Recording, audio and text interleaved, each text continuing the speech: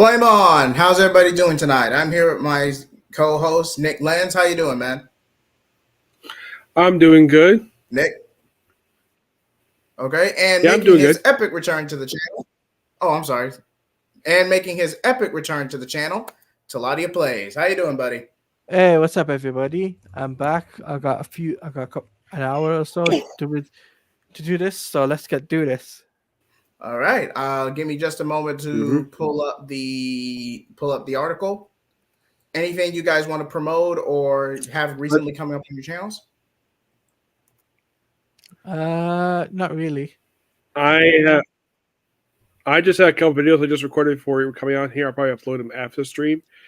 They're just two comic corners. One discussing some Red Robin and the Oracle of the Tormented series. Yum. The other one's Green Lantern and the final issue of Supergirl Volume 4 by Pierre David.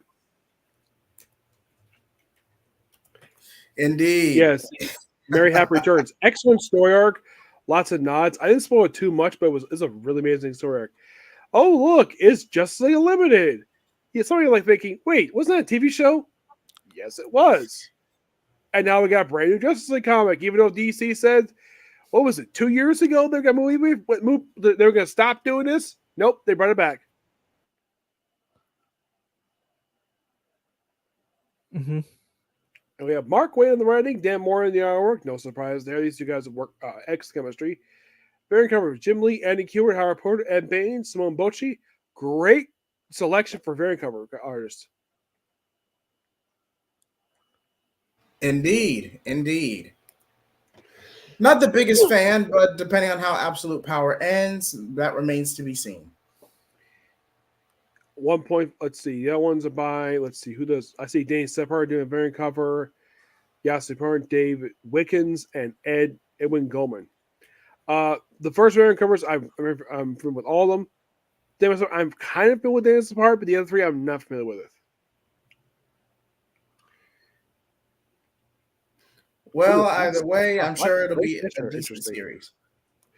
Yep. So, who would like to read this solicit? Let me see. I have to full screen it. All right. What is it? Upcoming? I'll read this one. All right. What the Watchtower rises. The Justice League is back and bigger than ever. In the wake of Absolute Power and DC's All-In Special, Darkseid's death has triggered a massive power vacuum in the DCU, and Superman and Batman and Wonder Woman must unite like never before and expand the Justice League to encompass every hero championing the force of good in the face of incredible evil as our heroes work to uncover the mystery of the Dark Lord's successor. Ray Palmer Atom Project triggers a race between heroes and villains to control the fate of metahuman abilities on the planet Earth, which threatens to destroy everything the League has built. The world will live, worlds will die, and a surprise is waiting in the store on the last page. Do not miss the dawn of a new era of justice. It all begins here. Yes. Those of you curious about Mark Waid writing this book, has written Justice League before? He has. The most well-known storyline that Justice League's ever come out with in the last 20 years, Tower of Babel. He wrote that. And the whole thing of Justice League, Batman's got contingency plans. Mark Waid was the one responsible for writing that. The whole thing with Darkseid dying, this is the second time this continuity he's died. Because last time he got killed by the Anti-Monitor in Darkseid War. That is true. And didn't he make an appearance in Justice League Odyssey, or am I misremembering that? Yes, that was due to the baby of Superwoman and Earth 3 Lex Luthor, because it's Jeff Johns. He loved doing this stuff like this, where this baby apparently was basically forced grown up to be Darkseid by Grell, Darkseid's own daughter, and they did this by showing her butt naked in a cave. That's Gary Frank for you, showing a beautiful woman butt naked and happened to be the daughter of Darkseid, and her mom happened to be a Amazon. That was Darkseid War. That's where she first showed up in. And then the whole thing of him growing up being Darkseid, that was due to James Robinson's Wonder Woman.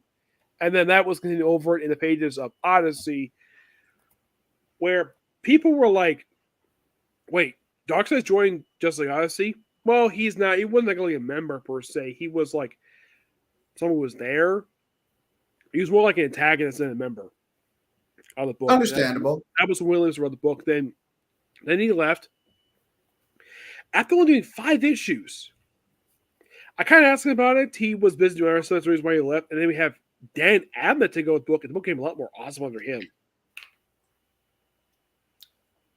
That's a little bit of Nick Lenz trivia for you. But moving on to apparently the All In Our Absolute Universe is going to be a monthly series. Absolute Batman issue 2. I'm sorry. I have to be on camera for this. I'm sorry. I cannot take the logo seriously. I'm sorry. I've talked to people about this at Comic-Con. Like I talked to Dan Dio about it. Yes, I met Dan Dio. And even he even he agrees with me that this logo is a ripoff of Frank Miller's Batman logo. Because look how freaking huge it is. It's clearly either it's ripped off or it's inspired by Frank Miller's Batman. Do you think so? I would agree to that sentiment, but I will wait for the official release before I make a full opinion on anything. Bless you. Yeah. Written by Scott Snyder, art and covered by Nick Dragotta. Hopefully I pronounced that right. Variants by Darren Warren Johnson, and Jay Lee. Jeffrey Allen Love, and Sanford Green. Those are people with Darren Warren Johnson. He did books like The Jurassic League and that Beta Ray Bill miniseries that tie into King in Black, which you remember that book from a few years ago? It was The Ballad of Beta Ray Bill. He wrote that. The one else featured him doing suplexes in the book. Do you mind if I do this one? Sure. Yeah, go ahead. Batman was born out of violence, a horrible tragedy that shaped the trajectory of his future. But with the vigilant MI6 agents start tracking the lowlife Bruce Wayne, he uncovers interconnectivity between the hero's shell life and the main layers of the Black Mask Gang. It's Batman versus Alfred Pennyworth. Okay. What? Bless you. Yeah. What? Okay, if you're gonna have an Elseworld where Bruce isn't rich, why would Alfred be wanting to? I appreciate Black Mask getting some notoriety. Don't get me wrong, but I would love to know his opinion about this is Doug Mohawk. I would love to know his opinion. He created Black Mask. Oh, and I had talked to Rob Macchio of what, and I'm talking to Andy about Doug. They don't know what he's doing. He apparently he still does conventions, but he does not do comics anymore. Understandable. We both know how chaotic comics like fans can be. Yeah, he did a couple miniseries after Act of God. Did nothing. Absolute Batman. I gotta admit, I do like the Absolute Batman costume. It's fine. It's the Superman one. I like this one. I would say it's best looking. Yeah, it's best looking of all 3 costumes for the Trinity. What about the Jim Lee cover? What do you think of the Jim Lee cover? I don't know. Rafa Salvador is interesting. I don't know if he's worked together with Jason before. I don't remember. But this, I think, currently will be one of 2 or 3 books Jason is working on right now. Because we're going to name Art Marvel. You have TMNT, and you have this book. Batman Outworld is just wrapping up. I think issue 5 recently came out this week. Mm-hmm. So Batman Offworld or Batman Outworld, I forget the title. That's wrapping up. Mm-hmm. And Jason Aaron, even with Marvel, it was very hit or miss. And I'm not going to say he's a bad writer by any stretch of the imagination, but it definitely gives you a Tom Taylor type vibe to where he can go places, but if editorial does not take a chance to rein him in early on, he could easily go off the rails. I'm not saying he's unlike Tom King, who has received death threats, I've never heard anything Jason ever received death threats at all. No, and the closest I could see any real controversy Jason Aaron received, apologies if I'm lagging, but for any controversy Jason Aaron received, that was mostly around the time of Marvel Now and All New, All Different during the Gore the God Butcher saga with Female 4. And a lot of that was editorial. I mean, Jason Aaron was just doing his job at that point. The Gore God Butcher, that was the first year of the book. Jane Foster didn't come until like 2015. The God Butcher was 2012. Huh. Thank you for clearing that up for me, Nick. Yes, that story lasted for 11 issues. Though it was split in two story arcs because you have Gore God Butcher and you have the God Bomb, which that story arc was actually adapted for Love and Thunder, which I recently found out that the director was pulled from the movie before the movie was finished, and he had other people do it. He was fired. Taika Waititi. That He didn't explains a finish the lot. movie. Yeah, this is recent. I found this out. He was pulled from the movie and he didn't finish it. I'm like, really? Well, that could explain some of the mess the movie was, but I like some of the. I like the acting of the movie, but well, that could explain what the problem is in the movie.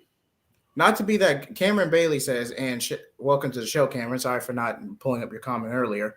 Not to be that guy, Jay Heat, but has Alfred always been with the Waynes? His father and his family had been in a honor debt or worked with the Waynes. Yes, Alfred was like a secret agent, MI6, but he retired and left that life out of respect for his father and to care for Bruce in most iterations. That will be Jarvis Pennyworth. That's his father. The whole thing of Alfred with the Waynes for decades, that was a post-crisis retcon. Originally, he was hired by Batman when he became. It was long after he became Batman, because Alfred's first appearance, believe it or not, wasn't like about 40, 50 years ago. It was back in the 30s, back in the 40s, in Batman 16, and Alfred looked a lot different back then. Because you think of like, oh, very thin guy, mustache, balding head. They later changed it where he went to a spa, where originally he was chubby when he first showed up, and he was clumsy.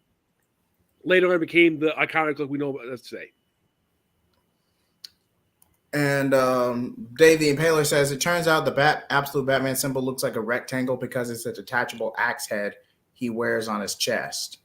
Huh. Good to know. Thank you for that.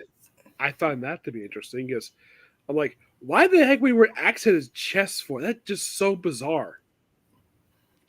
I mean, Batman is never known for carrying weapons. I mean, the weapon you think of where he carries is maybe his batarangs. I guess we'll have to wait for the official release and see. Written by Jason Aaron, art and cover by Rafa Sandoval. Apology if I butchered that.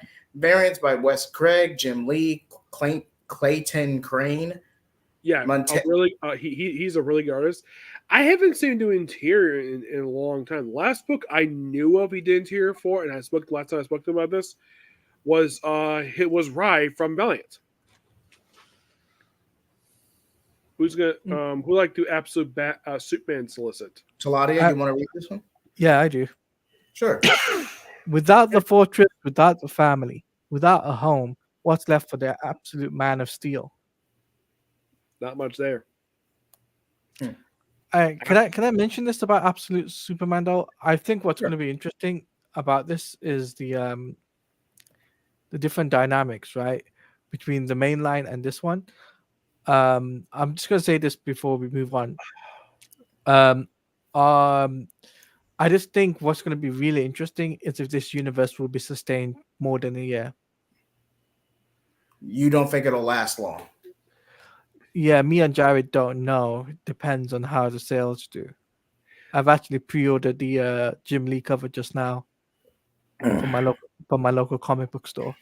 Yeah, I think in the case that we see here, he's walking. I'd say he's probably walking to some field in Kansas. Okay.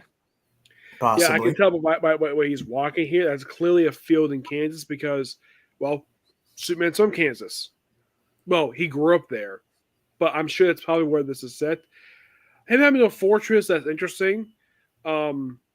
Interesting concept. No family. I'm like, did he grow up alone? in this continuity for Absolute? Means no Kents. I think so. That's gonna be interesting because in any continuity featuring Superman, the Kents are always there, and For the most part. Even except in the except for Superman Red Sun, yeah, that was an because Elseworld when war. he landed in Russia, and Flashpoint. The That only one landed, he go landed ahead. Metropolis in that one, Hold on. and caused a lot of destruction. I mean, we've seen how DC quote unquote fans get up in arms even in an Elseworld continuity. So thinking this won't last long is not that hard to believe. And also, That's fair. Elseworlds. I think it was a typo there. It's shown that Jim Lee's variant cover, or I guess he also carries a pole with to attach the axe head. Interesting. Thank you for clarifying that. And Tevia, we know you're in the chat. Thank you for coming on, but this is strictly going to be a closed panel this go around. I'm gonna go ahead and allude and confirm that right now. Mm-hmm. It's I should point out though, some of you might think, is this the first time Kelly Thompson's written Wonder Woman? No. She did a miniseries Wonder Woman, which it was not Amazon's Attack. She didn't write that one. That was the one who came up with. It was a different one. I think it was Legend of Wonder Woman. She wrote that one. I believe so, if my memory serves. Yeah, she wrote the second Legend of Wonder Woman. The original was done by Kurt Busiek, but that was her only experience writing the character. Somebody think, was she one of the writers who did post Dark Crisis? No, that was Brandon Fletcher did that. Yep. Right. Okay. Interesting. Right. Written by Kelly Thompson, art and cover by Hayden Sherman, variants by, well, at least she's on art. So Joelle Jones. So at least she's on art. Joelle Jones, Stephanie Hans, Matteo Scalera. Apologies if I butchered that. And so two separate variants for Stephanie Hans. Gateway City has never seen anything like the Harbinger Prime, the enormous, ravenous monster that has just risen from the depths of the ocean to darken its shores. But the Harbinger has never seen anything like the unstoppable Diana, princess of the underworld. Wait. She never had Themyscira. There's no Themyscira for Wonder Woman. The whole Gateway City thing, that's interesting because Wonder Woman has always generally been set in real life cities. Like she's set in, I think she's in DC, Boston, Chicago. Washington. I think she's the only one of the major DC characters never had her own city. Yeah. But her giving Gateway City, I don't remember if that was existing in her continuity. I don't remember if it did. It may have. But if this is going to be her new town, fine. But thing is, Wonder Woman doesn't have a set town because she's will be in a lot of the books, she's an ambassador, or at least with the military. That's why she can move to town. At one point, she was based in London. That is true. At one point, yeah. Yes. So Wonder Woman is probably the only character to constantly move around. That's why any writer who writes her, they love moving her around. Doesn't matter if she was in this one city in one book, and one issue, next issue is a completely different city because she travels around. Yes, I do find that interesting. Fact checking to Hades. I mean, in some continuities, she's the daughter of Zeus. Others, she's molded from clay. And I'm pretty sure a Justice League episode had Hippolyta in Hades, or was that? Yes. Yeah. Okay, just one. Yeah. So this is not interesting for Hades because when Brian Azzarello wrote her title, Hades was a kid with candles on his head, and they were melting. That is how he had Cliff Chang depict him. Also, all the gods except for him and Apollo, and I think Ares, were all depicted butt naked. Don't know why, but they were. Like Hera did walk around briefly butt naked, but she got her own clothes. But it's like everybody else. It's like, do the Greek gods not care about decency? Put a toga on. You don't have to walk around butt naked. There's a Zeus joke in there somewhere, but I can't risk getting demonetized. But the good news is they don't show any naughty bits. Cliff Chang, if he was a Red to Wonder Woman run by Brian Clark, Cliff Chang, he always showed, yeah, they were clean naked, but he never showed any nudity in the book. Never did. He showed their head, he showed their belly, but he never showed like any. We get it. Nick. We get Yeah. it, Nick. Which you gotta appreciate him for being very considerate of people. Detective Comics 1091. Now, to be fair, I kind of fell off Detective Comics after Ram V's Phantom of the Opera. Phantom of the Opera. It's basically Phantom of the Opera, where it's an overarching play with 3 separate acts. I'm like, you're not really going to keep people engaged for almost a year and a half straight with this playwright style story. I mean, for some it'll work, but not the majority. But that tangent aside, and this is not the first bad title Tom Taylor's written. Okay, that was my next question. I think if I remember from our last videos, Tom Taylor takes over in September or October. He takes over issue 1090. Oh, 1090. Okay. The last Batman book, I think if he did, was Dark Knights of Steel. Okay. So at least he has experience writing the character. Somewhat. Which I do appreciate. And plus, Michael Jenny can't go wrong with that artist because he did do the first arc that Chip Zdarsky did on Batman, if I'm not mistaken. I think so. Surprising he's on this book now. When we last left, Martin cover by Michael Janine, variants by Bruno Redondo, Simon Beasley, Ashley Wood, and that's a McFarlane Toys variant. Okay. When we last left off, Bruce Wayne, he was offered a mysterious youth serum known only as Sangril that promises to rejuvenate his body and mind, making him as strong and nimble as he once was. But can he possibly accept this strange gift? Meanwhile, the sinister, scalpel-fingered villain known as Asima? Is that Asima or Asma? Asima? Asima. I think it's Asima. Asima, thank you. Asima, thank you. Asima stalks the shadows of Gotham, slaying small-time criminals with surgical accuracy. But what is the purpose of these unalivings, and how do they concern the Dark Knight? I do like the fact this is a murder mystery. Here's the thing: I would love to know, reading this issue, who this person kills. Because what if one of the people she killed is a known C-list, C or D-list Batman villain? That might be interesting. But if it's some random person, like, really? So you can have them kill random people instead of, like, I don't know, like, maybe you're going to kill off some D-list villain people never heard of, probably some skirt villain, like, I'm not suggesting to kill off, like, some, like, film freak or, like, Calendar Man, per se, but show somebody people may have never heard of, and maybe we'll give a little, like, oh, I know this guy. Maybe. I highly doubt they kill off any of the major villains. Probably some of the small ones. Like maybe we'll kill off one of Scarface's thugs. Maybe. Batman. It's Batman by Zdarsky.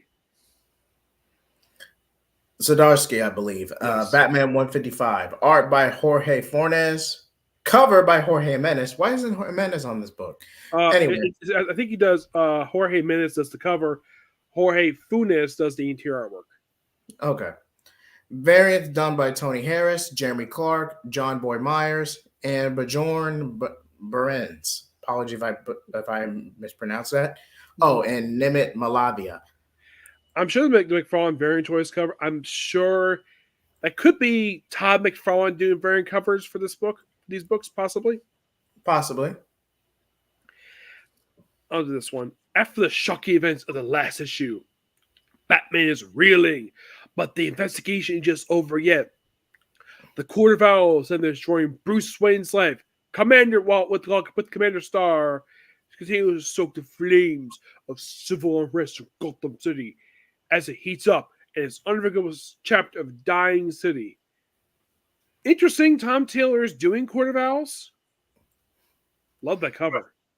Wait, I thought this was Chip Zdarsky. Yeah, Zdarsky. Yeah, it's interesting he's doing Court of Owls because this is one of the first Court of Owls been active. I'm trying to think. What was the last time they were active? Since Robin War? No, they were active after that. Because they were active first arc of it was I'm trying to think what was it. It was Nightwing. Tim Seeley's Nightwing. He basically had the Parliament House in that one. Trying to think. I think maybe the last interactive was maybe Doomsday Clock. Okay, and I think a few like branch off Court of Owls members played a role in Dark Knight's Metal, excuse me, Dark Knight's Metal with the Batmanium. Yes. So Yeah, John's created a version of one of the members of the Court of Owls who Snyder just ignored. The Judge of Owls, who apparently is the leader of the Court of Owls. Like he shows a couple of Doomsday Clock and then show up again. It's like the way one person was picking is like, oh, Jeff Johns does stuff, and then Scott Snyder or whoever is working with him just ignores it. I'm not sure why some people are against Jeff Johns nowadays at DC. It's weird. a mystery we may never know. We will Oh, and I never love know. the fact we have a different. Interesting, we have different artists for this issue. We have Tony as Daniel back in the book. Nice. That's interesting. I think the last time I could think of he did this book, I'm trying to think. I think it may have been when Tom King wrote the book. Wait, are we talking Batman and Catwoman or the Rebirth run? Rebirth. Okay, just wanted to He confirm. did the storyline The Gift. So do you mind if I read this? Sure, go ahead. The GCPD is closing in on their suspected killer. And on Batman, Wayne Enterprises is under attack as Nigma's plan comes into focus. The Owls are not what they seem. Don't miss the thrilling penultimate issue of The Dying City. I mean, this synopsis, it makes this book look interesting, doesn't it? Mm. It does. Batman Uncovered. I would have thought with a title like that, it might be variant covers. Yeah, the variant covers. Yeah. There is art by Jim Lee. Jolie Jones, Doug Mankey, met him. Jorge Jimenez, Greg Capullo, met him too. Dan Finch, met him. Clay Mann, met him. Mikel Janet and more. Jorge Jimenez as a cover art. Guard by David Nickman, Steve Lieber, and Nathan Farburn. Jorge Jimenez is full cover, and Jeff Deco. Like, somebody like, wait, you met these people? Yeah, I met Doug, I met Greg, I met David, I met Clay. Awesome guys, me person. You're lucky you met these cover artists, man. You're so lucky. Yeah, I met Doug. I think it was, if I remember correctly, I met him at I think it was Atlanta Comic Con back in 2019. I met him. I think it was 2019 or Con. It was I brought me the sign. It was Green Lantern War. It was Green Lantern Corps War, the crossover between all the Grant books that came out just before the launch of New 52. I have the trade that collects the whole entire story. And oh, look at this. Batman Off World issue 6. Which is interesting because wait, is this supposed to be ongoing or is this a miniseries? It's a miniseries. I think it got miniseries. delayed. Yeah, I think it's a miniseries. Yeah. Yeah. Jason Aaron, I think because Jason Aaron's is working on Absolute Universe, maybe that's the reason why it got delayed. Yeah, and I've met Jason Aaron. Really? Yeah, I met him this year at Make Orlando. You know, I know it's him. Wow. Because he's one of the very comic writers who's got a beard and he's bald. And there was a story I heard about She-Hulk in his Avengers run. That the rumor was that originally it was supposed to be Hulk in the book, and one person, Tiffany I know, claimed it was she calls him Hulk and was basically Hulk in a wig. According to Jason Aaron, that is completely untrue. He always wanted She-Hulk. He did not want Hulk. Because basically Al Young used Hulk for Immortal Hulk. And so basically I went to him and I asked him about it. And he was also pretty happy to see his work adapted for Thor Love and Thunder. And he apparently didn't mind they changed Gore. Because you remember in the movie, he's got like a nose. In the comic, he's flat-faced. He has no nose. And he actually has heard the reason why they changed Gore's face, why he has a nose instead of being flat-faced. The reason why they did that, from the information I read, was because people thought he was going to be because he looked very similar to Voldemort, despite the fact they played by two different actors. Wait, 'Cause I think- Voldemort? But yeah, wait. You're What was the comparing God Butcher? Christian Bale to the actor who played Voldemort. Ralph. It was Ralph the guy who Fiennes. played M from James Bond. The Ralph last M. Fiennes. Yeah, Ralph Fiennes. He played Voldemort because people thought he looked like Voldemort, and so they gave him a nose to make prove the fact that he was not Voldemort. Yeah, they're two British Avada actors. Kedavra. They're two British actors, but here's the thing: if you look at both their faces, Ralph Fiennes looks nothing like Christian Bale at all. No, Nothing. he doesn't. No, not even close. Go Voldemort.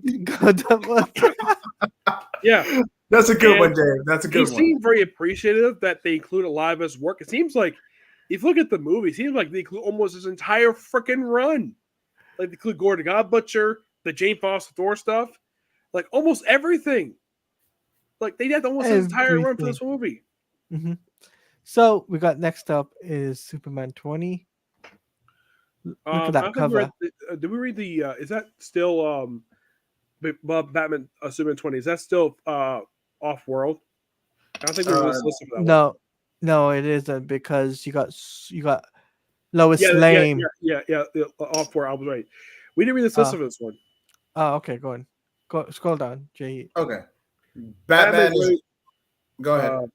Batman's ready to return to Gotham to play all he learned from his unbelievable adventure in the first regions of the cosmos. Unfortunately, the Back Sun twins have one last lesson for him, a lesson in exploring the final frontiers of pain. It's the most brutal, surprising film of the Jason Aaron and Doug Mankey's Batman epic. Interesting. Now Superman 20, it looks like Doomsday's back. Yep. And Oh now my God, it's Doomsday. this may be a spoiler, but I guess somehow Lois gets powers at the end of Absolute Power. Again, if there's a tie-in already revealing this, I'm not going to spoil it. I love that cover. Go back. One more. Oh, okay. That one. I love that cover. That is so. That is so much like the Silver Age. That cover. It's like the Silver Age. Yeah, it does feel like a throwback to the Silver Age. And plus, it's like an ad too. It's like a Silver Age ad because Silver Age comic had ads. Comics nowadays don't have ads like this anymore. Oh no, they've been stopped doing this. Amazing heat vision glasses.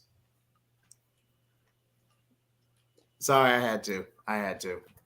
Yeah. Yeah, that's a Nick. That's a Nick from the Phoenix Press moment. Just saying. Hey, it was worth it. Wait, is this the Creature Commandos at Disney World? Yeah. Oh, by the way, I actually got Pat Broderick to sign my copy of Creature Commandos. He was very happy to get he explained to me that he was handed the assignment to create Creature Commandos. And it wasn't like he pitched per se, but he was handed it and he was very happy to do it. He just did it for those issues like that trade, and that was it. I love this cover for Lois with her, which this might be the first time in continuity that she's got powers and got her own suit. Well, because if you think about it, the only time this happened in a comic book featuring Superman was All-Star Superman. there was one other time, but by the time this happened, she was technically considered a doppelganger. But New 52 Lois Lane briefly got powers before she was killed by Bizarro Superwoman. Yeah, and then Superman Reborn merged her with New 52 Lois, and did the same thing with Superman. Now, this looks like Bronze Age Superman. With Crypto the Superdog. Crypto the Superdog. Sorry. Yeah, for some reason, I think it was a Superboy. They named him a giant wolf. It was how about that by Scott Lobdell for New 52? Mm-hmm. I remember. Talati, you want to read this one? Yep. Just give me a second. Okay. Superman and Superwoman investigate Lois Lane's newest powers or new powers, as they I should call it Lois Lane. New powers as they deal with the unstoppable Doomsday. But when the mysterious time trapper reveals his ultimate secret, it shakes Clark, Lois, and the rest of the super family as into their core. Interesting, we have a villain from Legion of Superheroes popping up for this book because Time Trapper is a Legion of Superheroes villain. That is true. That is Tom true. Tom King is doing Wonder Woman. Okay, I thought he'd be off that by now. Yeah, Now- look at this costume. This costume does not look like the Rebirth costume. It looks like the New 52 costume that Jim Lee designed. Kind of a mix of the two, but I will say this. Now, granted, I saw this in an article, so take this with a grain of salt. There's a rumor going around that Tom King wants to drag this, even after Absolute Powers, Tom King wants to drag the Sovereign arc for a total of 20 issues, and he's already at issue 15. One, Sovereign barely played a role in anything going on, even in tie-in material. Two, issue 7 was literally filler and basically an inverse the man who has everything. Wait. I gotta ask Dave something. Dave, why would Jared love this? Oh, no. Explain that to me. Explain that to me. I need to know. Put it in the chat while we're reading this. Go on. Okay, hold on. Let me explain this in the private chat right quick. But hold on, I just saw it. Oh, here it is. Nick, you want to go ahead? The guy who's known for, like, what's his thing? He's a misogynist. He hates women. That's his whole gimmick. He hates women. I'm like, that's it? Which makes him, by far, the most boringest villain in Wonder Woman history. Even Dr. Psycho has more character than this. And he's a callback to the Silver Age.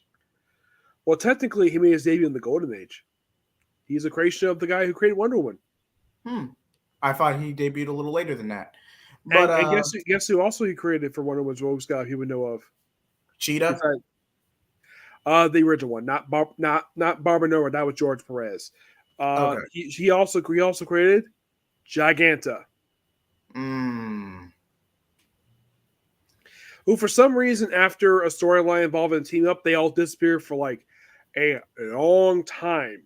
Because I know Wonder Woman comics, like after like the 40s, like after he left the book, they never show up again to till like around the late Silver Age for some strange reason. I don't know the reason for it. And I have been reading this Tom King book, and like Sovereign, I read him, I see him. He is virtually a nothing character. What is the point of Sovereign? Really? What is the point of this guy? Nothing. No idea. It's like Tom King created a new villain for Wonder Woman to be just plain boring. Like, have him do something. Like, what is his power aside from hates women? Oh, he controls Wonder Woman to do stuff. It's like he's also partial of the Purple Man from Marvel Comics. A very Plus, he's older than Purple Man. He's like 150 years old. This guy. He's not a. You know what? I didn't want to come across as crass, but he's not physically a threat to anyone. Now, you don't always have to have an imposing villain, but give them some kind of cunning, suave, gravitas, something. The most Sovereign has done is literally be a mouthpiece for the Trinity backup, for the Trinity in the backup. And that's just a Super Sons revamp and all but name. I'm sorry. I'm probably going to get a rant from Tevia for saying this, but it needs to be said. Like, let it go. I hope in Tom King's last issue, Sovereign dies and we never hear from this guy ever again. That is my hope. Do I think Wonder Woman should kill him? Maybe, but it might be interesting if we have one of the vigilantes kill him. Like, what if they brought in the original vigilante, because he hasn't popped up in the current continuity? You know, like Adrian Chase, the original one. He hasn't. I'm not talking about Gregory Saunders, the Western Gunfire one. I'm talking about the one Marv Wolfman No, I created. know which one you're talking about. Yeah, I'm like, that one to show up and have him murder this guy because It could, I think he'd be the only justifiable reason that we can get rid of him is because Wonder Woman doesn't necessarily need to kill him because if he kills him, it'd be like reminding people of when she killed Maxwell Lord by snapping his neck. and that was literally a lose-lose situation because that was okay. People exaggerate or don't really understand the context of Wonder Woman killing Maxwell Lord. Lord was not going to comply. He was not going to relinquish mind control of Superman. Lord was completely unhinged. He was not going to stop. And those of you who wonder who wrote the issue where Wonder Woman snaps his neck, that was Greg Rucka who did that. Interesting. Oh, okay. I just seen your message in the private chat, Jahid. Yep. Either this issue or the issue before, but I'm not going to go into spoilers. Okay. But anyway, did we read the synopsis for this one already? No, we didn't. No, we didn't. You can read this one, Jahid, because I want to read Action Comics. All right. It's the beginning of the end for the Sovereign. After the loss of her great love and the birth of her child, Wonder Woman decides this is a job larger than just one hero. Who will assist her in her ultimate quest for justice? Find out as Diana gathers her army. Okay. I'm sorry. They're probably going to reveal this in later issues, but Emily... Yes, it's set up, but Emily hasn't played a single role. The actual Amazon who does Trinity's birth mother, I'm just going to say it for the sake of simplicity. She has a bit of a rampage in an earlier issue starting an inciting incident, and then she's never alluded to or referenced again in the book. Maybe a throwaway line here and there, but no direct appearance. And those of you curious, is Wonder Woman the mother of the character Trinity? No. I believe she's adopted. Yes. But biologically, Wonder Woman has had a child before. In two different continuities. In the original Earth 2 continuity, she had one, Fury, who later became the wife of the son of Hawkman. And the other was the Frank Miller Doctor Returns continuity, where she had 2 kids with Superman. And also in the Kingdom Come universe, she had kids with Superman too. I think the book ended with her being now she was pregnant. Yeah, and but I don't that made the Godfather. I don't remember them being married, but I know they had a kid together. Yes. In Kingdom Come, yes, they did. And then in New 52, they were planning to have her as a kid as well. Yes, and I heard something. Apparently, the kids from Kingdom Come did show up in Titans. And apparently there was an editorial mandate that where they could not reveal they were children of the Titans for some reason. I'm talking about the 2000s run. I heard about this one, Kara. Apparently there was a mandate they could not tell them that they were children of the future. They could not do it at all. And yet for some reason Brian Hitch was allowed to do this in Justice League when he had the children of the Justice League from future to the past.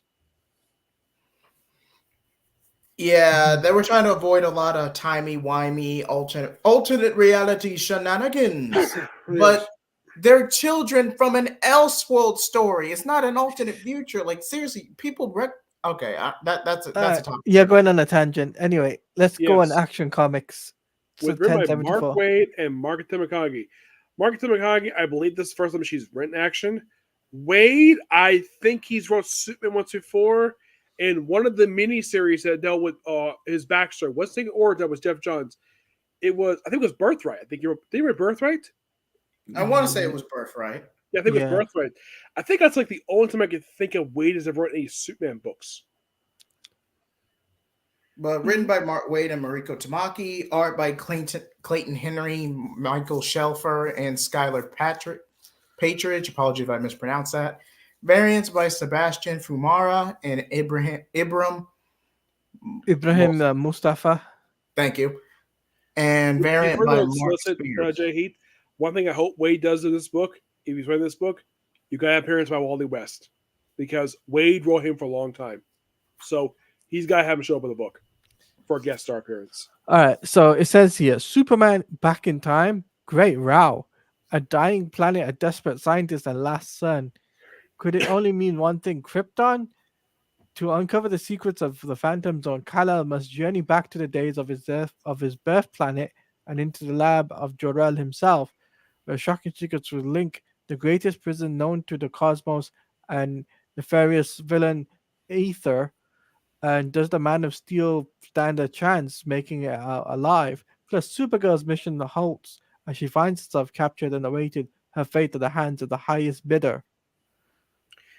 Interesting. She's had a backup. Yeah, I keep wondering where's the solo book. Power Girl's got one. I know Superman's got one. Obviously, he's had several. But why can't Supergirl have her own book? And I highly doubt it's due to the main by Tom King, because that was actually really good. Okay, so it's written by Mark Waid and the same people, and No, Joel by with the Josh addition- Williamson. except Yeah, for with the- Joshua Wilson. And obviously, we got variant covers by Ibrahim Mustafa, a variant cover by Kieran Grant and Clayton Henry. We got variant cover from Sebastian Fullermer, Steve Beach, Megan Hendrick, and Lucio Parello. And it says here, join the celebration as the original superhero series reaches 10,007, 1,000. I can't. 1075th. Yeah, 1,075. Thank you. Issue packed with just as much Superman action as always, nearly a century later. With an all-star cast of talented and characters to help in ring the milestone, starring the continuation of the Phantom by Mark Waid and Clayton Henry. Kal-El has traveled back in time to witness of the birth of the Phantom Zone, crafted by his own father, Jor-El. Can father and son reconcile without destroying the time stream? And how will the Man of Steel acquire what he needs to defeat Aether before his homeworld fate is sealed? Then, in the special election day story, Perry White mayoral ambitions come to a head, and the future of Metropolis will be forged anew. The outcome, plus Supergirl discovers there's more to meets the eye when it comes to being she swore to protect. I think the election day story, I think that's Josh Williams' story, because that was something he started at the start of his run for Superman, and then like nothing. It's like there was no follow up with it at all. Aside from we know Perry White's went over from here, we know nothing about the progress at all. It's like it was there for the first story, and then it was just they put a pin in it because of stuff like House of Brainiac and their stories. And interesting though, we're doing this in Action Comics. 1075, we're doing that there. It might be interesting to see Perry White become the mayor of Metropolis, because if you think about it, he'll be the second ever newspaper editor to become mayor of a major city, and it'd be the first one since J. Jonah Jameson from Marvel. All right, so Action Comics 1076, Mark Waid. Is it? I think it looks like this is weekly. Yeah, I think this is weekly. Yeah. So, escape from Krypton, Superman has uncovered the secrets of the Phantom Zone from the clutches of his own father, Jor-El. But now the real challenge begins, returning home in one piece, a daring dash for destiny in the latest installment of Action Comics Weekly. Plus, Supergirl discovers the crime that started it all. Yes, and I should point out, everybody, not the first time Action Comics Weekly. They did this back in the 80s as well. Except it was an anthology title, and Superman's involvement in the book at the time was reduced to 2 pages every issue for... Oh, okay. What happened here? There we go. I can't scroll down. Hold on. Did something happen? Yeah, the thing buffered for a minute.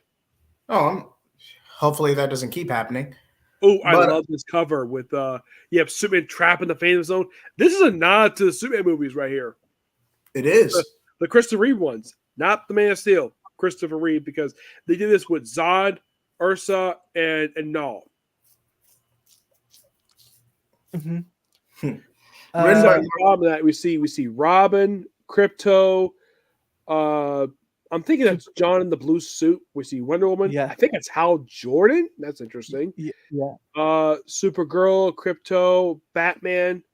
I mean, Hal being there is interesting, because How doesn't do regular guest star spots in Superman comics? He very rarely ever does. Wonder Woman does occasionally So, over the years. so But it says, how is it's a very weird addition. yeah. So it says here the death of to the Phantom Zone. Superman and Mon-El are reunited at last, but our heroes are too late to stop the impossible threat of Aether. The Mad Wizard has breached the realm and begun democratic planet Earth.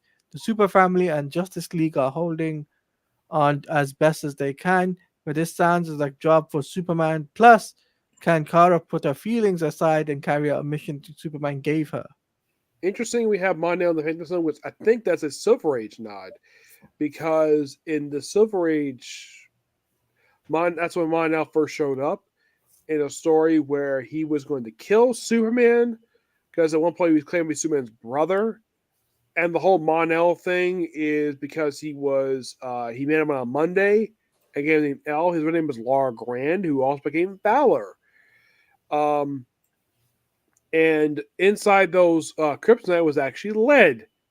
His weakness, which the Supergirl TV show actually brought that in. He apparently is weak to lead, so you can shoot him, and he won't necessarily die, but he's weak to lead. It seems silly that he's weak to lead, but lead can be quite poisonous. So yeah, that's quite interesting. Now, That's Claudia. Are you both surprised this book is continuing a different writer that's not Team Yeah. Howard? thank God. You have Toron Grombek, and those of you curious, I looked up basically like this woman is Norwegian. That's why her name sounds so different than a lot of people's names. It's not Spanish, it's not Italian, it's Norwegian. I find that to be interesting because not everybody has to be from US, Canada, UK, well, Spanish speaking countries, Italy, Norway. I'm sure people up there speak English too. And having a Norwegian woman write a comic book is quite interesting because someone also writes Carnage of Marvel. All right, art by Fabina Mascolo. Apologize if I butchered that. Cover by Sebastian Fumara, Frank Cho, and Homer W. Scott Forbes, and W. Scott Forbes. In the search of clues regarding the bounty that's been placed on our head, Selina travels to Berlin, hoping to reconnect with one of her old accomplices from her days as a roaming international thief. But it seems not as her cache of disguises and tricks can protect Catwoman from the watchful eyes of those hunting her. With deadly assassins coming out of every nook and cranny, Selina's chances of uncovering the secrets of her unseen enemy seem slim. Can Catwoman find out who exactly wants her dead and why? I did find interesting. This is one of the very few titles in DC. It's not $4.99. It's only $3.99. Yeah, I think. Wait, weren't they $3.99 in Rebirth when Rebirth launched? Yes, a lot of them were. I think Batman and the Superman titles almost $5 now. Though that's the reason why that is because the books are longer. They're like 40 pages. It's like 32. Being $3.99 is fine. Now, those of you not familiar with Dan Winters, because he's new writer for Nightwing, he's most known for doing horror books. He was actually the writer for the third volume for Lucifer. Book was canceled because of COVID. He took over for Ram V on just like dark backup stuff for. Actually, he did the Just Like Dark annual. That was a conclusion of Just Like the Dark story from Bendis' Justice League. He's more than horror stuff, but I'm open to see him do Nightwing. Dr. Soy is a delight to see do artwork for Nightwing because Dr. Soy is an amazing artist. And Francis McCall would do a variant cover. I love his artwork. Other than set, that is an amazing cover. That is an amazing cover. That one is that Tom McFarlane Toys? That's the McFarlane Toys. Yes. Would you be surprised if McFarlane himself did this cover, or probably was a picture? Picture. Ooh, that is a cool cover. I think it's a Spanish variant, that one. Yes, this is a Feliz de la Muertos. Yeah, this is a Spanish variant. But I'm just glad Tom Taylor's off the book. So I'm willing to give Dan Waters a shot because Tom Taylor barely did anything with his Nightwing run other than set up events. Yeah, it's Yeah. like when he started, it was good, and then after issue 100, he just ran. He just basically just trudged along. Like issue 100 set up Titans. And So yeah, go ahead. All right. Variants by Dexter Soy, Dan. Apology if I'm not even going to try to Yeah, pronounce it. Dexter's doing he's doing the main artwork. He's doing the main cover. Okay, and Gleb Melnikov, I recognize his work from Joshua Williamson's Robin run. With the deadly experimental weapons in the hands of the city's oh so corrupt police force, Nightwing must prevent a bloody war breaking out with the gangs of Bloodhaven, which would be easier if someone didn't try to keep trying to blow him up. Yes, I find this run to be interesting. Like the whole idea of it interesting. Now we have Harley Quinn here. Now the writer is somebody who I think when we first saw this writer, we had no idea who this person was at all. Because I'm Same. not familiar with LA Khan. Like, I think the name sounds Islamic. Because the name Khan, it sounds like either that or it could be Indian. Because that's what the name sounds like to me. Like anything like Khan. let me see. No comment. No comment. No, let me see. I can verify this. Khan. Klan is not an Indian name or Okay. or a Muslim name at all. I can tell you that. Okay. I don't know because it does not sound English and it does not sound American. Canadian tends to follow very similar names to the US and the UK. I'm guessing it's somewhere in Europe, possibly. This name.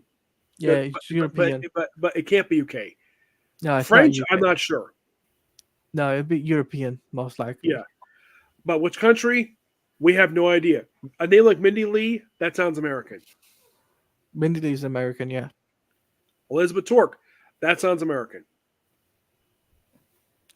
Nothing against anybody who's not American.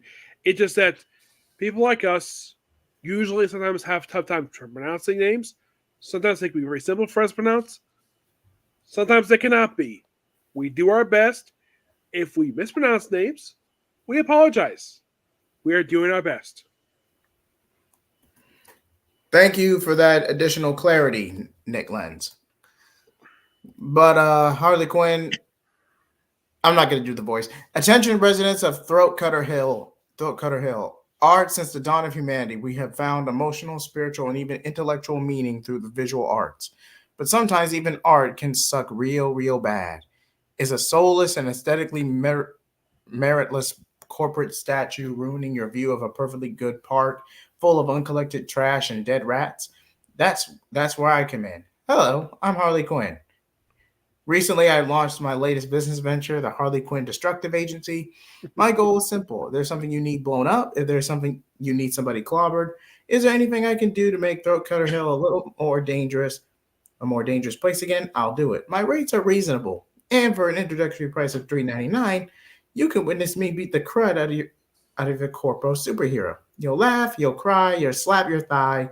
So what are you waiting for? Call your local comic store and be sure to.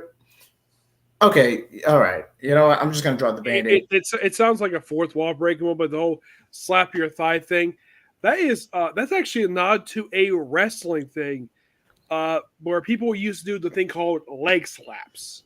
People used to slap their leg before doing a move, and for some reason WWE decided to ban that for some reason because they thought it looked too, I don't know, if it was too silly or something. And AEW poked fun of it by making a T-shirt that says "No leg slaps." Because AEW love doing that for some reason. They don't do that anymore, but they love doing that. This is basically, obviously, a fourth wall break. Yeah, $3.99. Yeah, we can tell it's $3.99 because it's the price. It's reasonable. Anybody can buy that. So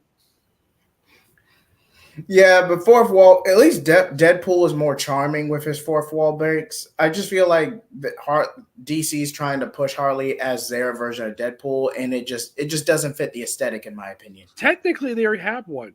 His name's Ambush Lobo. Bug. Oh, But Lobo. and Lobo as well. Keith Giffen, mind you, awesome. He created amazing characters. He did. Does that find it Poison. surprising to you where Wilson is still doing this book? I'm surprised this book got on for as long as it did. I truly am. I thought this was going to get canceled after issue 12. This is going on for almost 3 years now. I own the first two trades. I have not picked up any more yet because Malika Barnes was not picked up. I don't think Volume 3 has come out yet. I'm about to say, I don't think Volume 3 has been officially released. I know Volumes 1 and 2 have. I have Volumes 1 and 2. I have them hardcover. Okay. But Poison Ivy, 3 I don't have.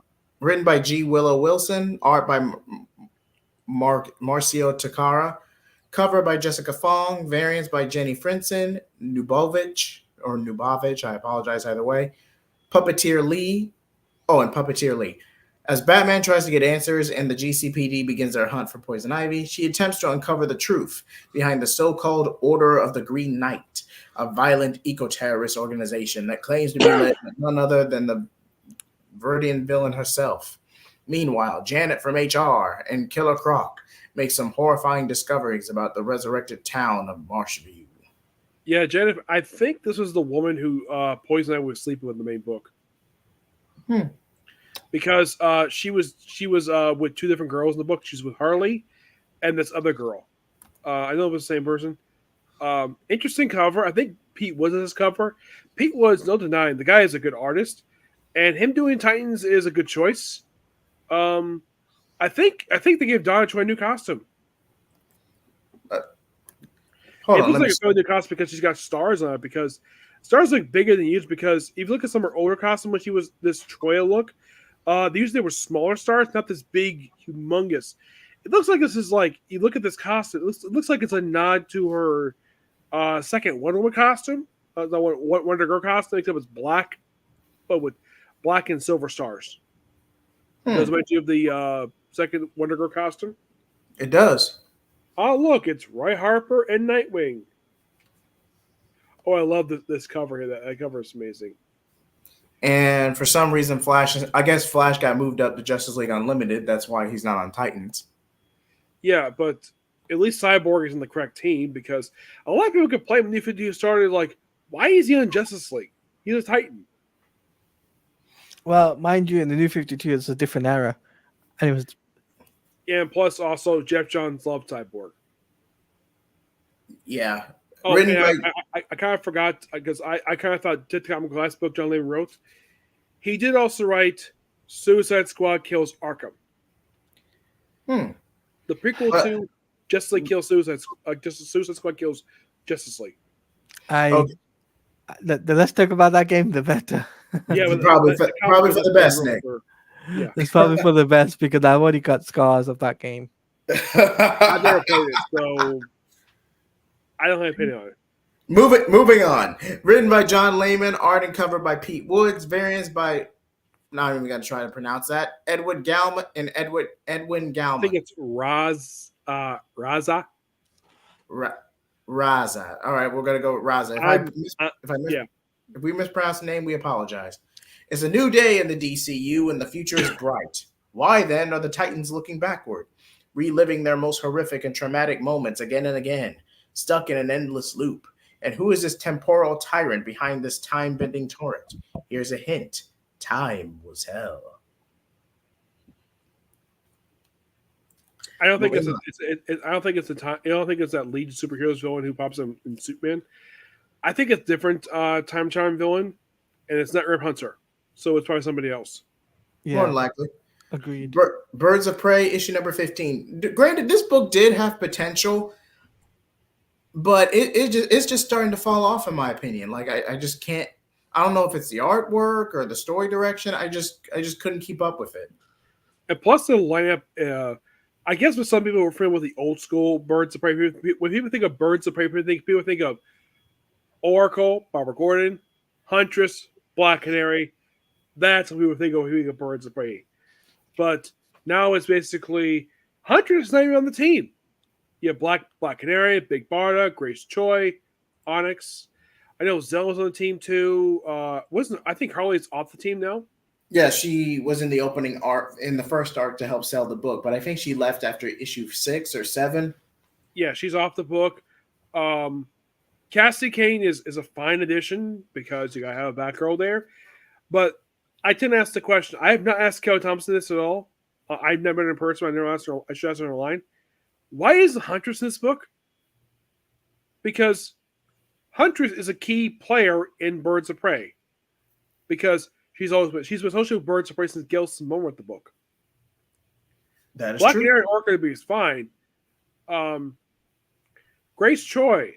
Those of you not familiar with this character, this woman is Amazon, but Amazon, it's Amazons who don't worship the Greek gods; they worship the Egyptians. And she did it with Black Lightning's daughters. And her code name in Outsiders was Amazing Grace. She's a Joe Winnick character. There's new a Cassandra Cain Batgirl series. It's been a while since it was he got a chance to redeem him. Beechin. Yeah, it was Beechin since the last time Cassandra Cain got a solo series. I think that was 08.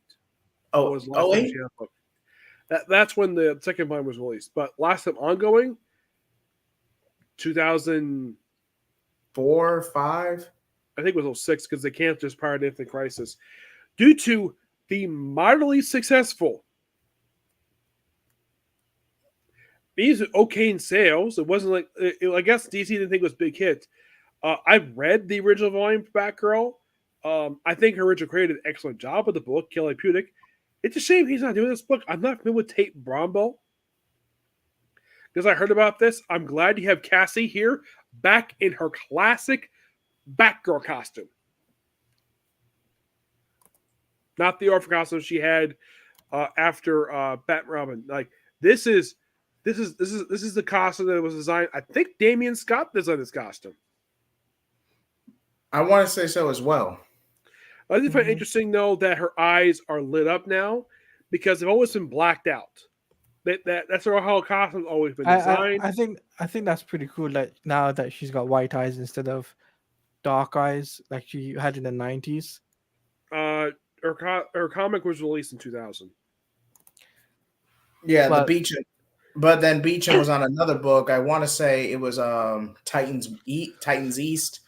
And basically Cassandra Linkara does a video on this as well. But this happened in Robin. And when Okay. took over that book, the first thing he did when he took over the book, made her a villain and had her kill off characters Chuck Dixon created. The first person she killed off was Lynx,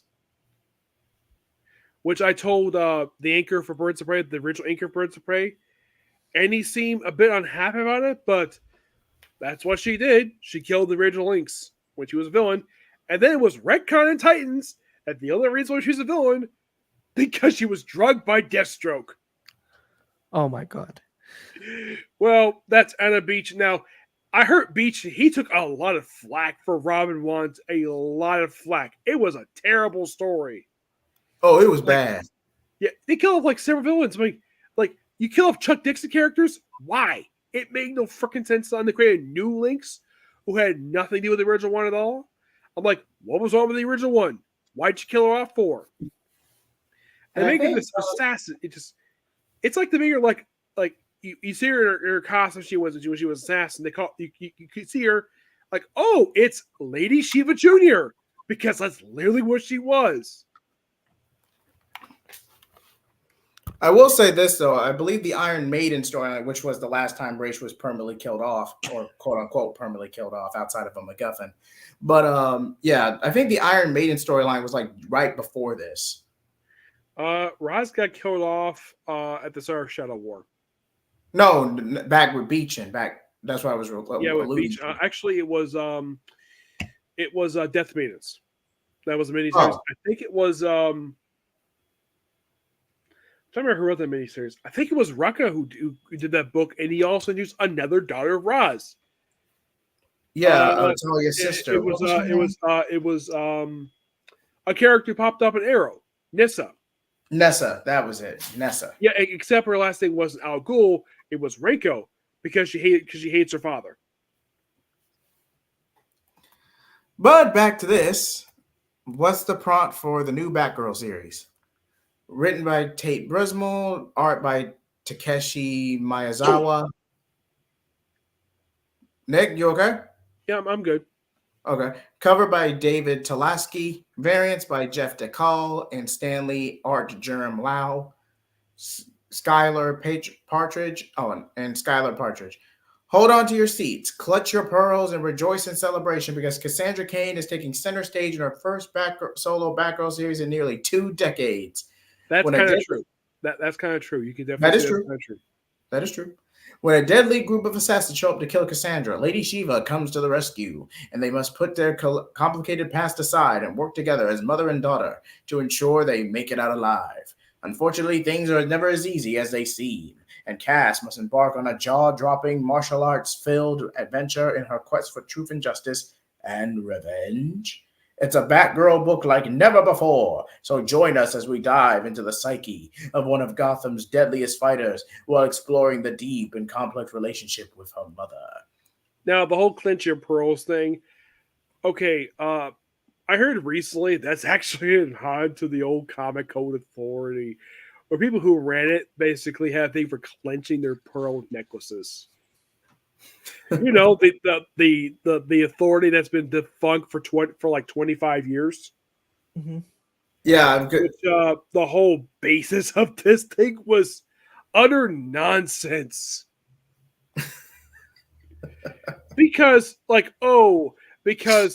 Frederick Warnham decided to claim that comic books make people insane. and I think that if Stan Lee, he would say this: You're basically full of bullcrap. You're lying. Comic books do not do that at all. I don't know if Stan Lee ever said that at all. I never spoke to him about it because I never met him. So, yeah. All right. But I'm sure, yeah, the Comics Code Authority would lead to a huge cabal of censorship for 35 to 40 years before it was eventually annulled. But yeah, because by the time I think by 2000-ish, it basically outlived its usefulness. Batman Dark Age, issue number 6. Love written that by costume. Written by Mark Russell, art and cover by Michael Alreed, variants by Bill's. I'm not even going to try to pronounce it. Thank you, Nick. And Ian Bertram. Gotham Old appears. school comic artist. He's doing artwork since the 80s. Believe it or not. Gotham appears. In case you're curious, though, one of the earliest books he did was Moon Knight. When Doug Moore read the book back in the early 80s. The more you know. Mm-hmm. Gotham appears to be saved, but for how long? A face from Gotham's past emerges from the ashes, and the Anti-Monitor threatens to destroy everything. Bruce Wayne looks back across the years and wonders if it was all for nothing. Okay. I get that this is an Elseworld story, but don't you think bringing Anti-Monitor in is a bit too vast for a story like this? But you can definitely agree that costume is amazing. Oh, I agree. I mean, the costume's nice. It reminds me of Batman '89, doesn't it? A little bit. I just feel like adding Anti-Monitor here is a little overkill, but yeah, it's a nice costume. Yeah, but it's in the same continuity as Superman Space Age, except this book is longer than Space Age. Wasn't Space Age like 3 issues? Yeah, this is longer than that. This is 6. If I remember correctly, this is a sequel to Space Age. It is. Ooh. A hole is open up in space. Green Lantern, issue 17.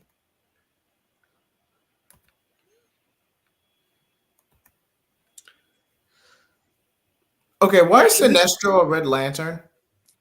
I have no idea. I think that was explored in this book. At some point, became Red Lantern. Oh, look, it's Jessica Cruz, a character who I think comic readers have forgotten in the last few years. Because prior to this book, what was the last time anybody saw her? Just like Odyssey? And Future State. That was it. She was not featured in any books. So like, Let where the heck has she been? the less we talk about Future State, the better. Yeah, and I here you agree. was also missing. Who? Simon Bass. Yeah, though I did see Frontierland on there, and she's a cool character. I love Frontierland. I think she's a great character. I'm glad she gets spotlight in some books. I kind of wish they would do a Grand Core book and put her in I, that s- instead of just keeping this book.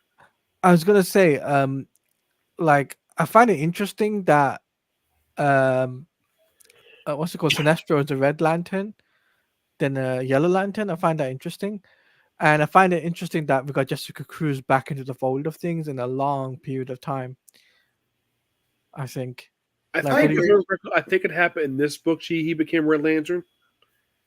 I think it happened in this very book. He became Red Lantern.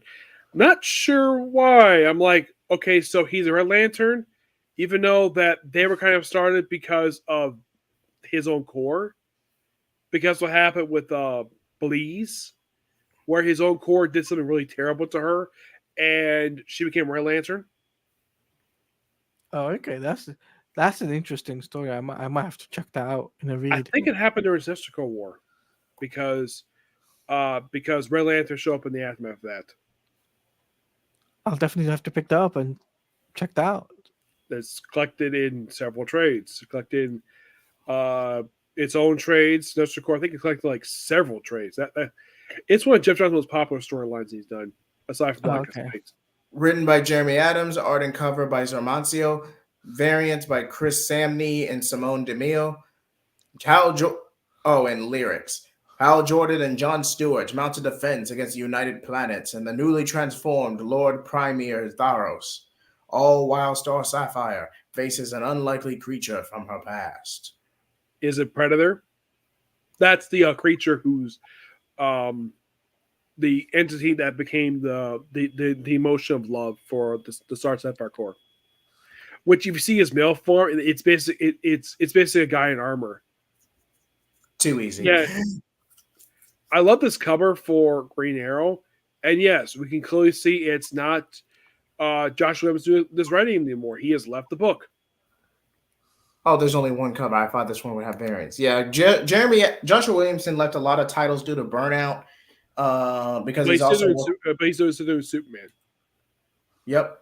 He left Batman and Robin. He left Green Arrow, and I think he left a third title for DC. I just can't remember off the top of my head. I don't know what tell he was doing, but I love that the cover is amazing. Uh, it's kind of surprising we don't have Green Arrow back in the Valkyrie style goatee. This it looks like a real goatee. It does. Yes, this is something that for some reason DC does not want to get back to Valkyrie's goatee for some reason. Yes, they brought the goatee back with Rebirth, but not the one New Adams designed, the one he's had for decades. Nope, let's give him a regular plain goatee, not the cool one that Neil Adams designed. It's I highly thought it was due disrespect Neil Adams. I think they want to try something new, but I missed the Valkyrie beard. Understandable. The Emerald Arch. Okay, art by Montos, cover by Taryn Clark, and variant foil variant cover by Galeem March. Hopefully, I pronounced that right. The Emerald Archer heads back to the streets of Star City for his next adventure with a brand new team of Chris Codon and Montos.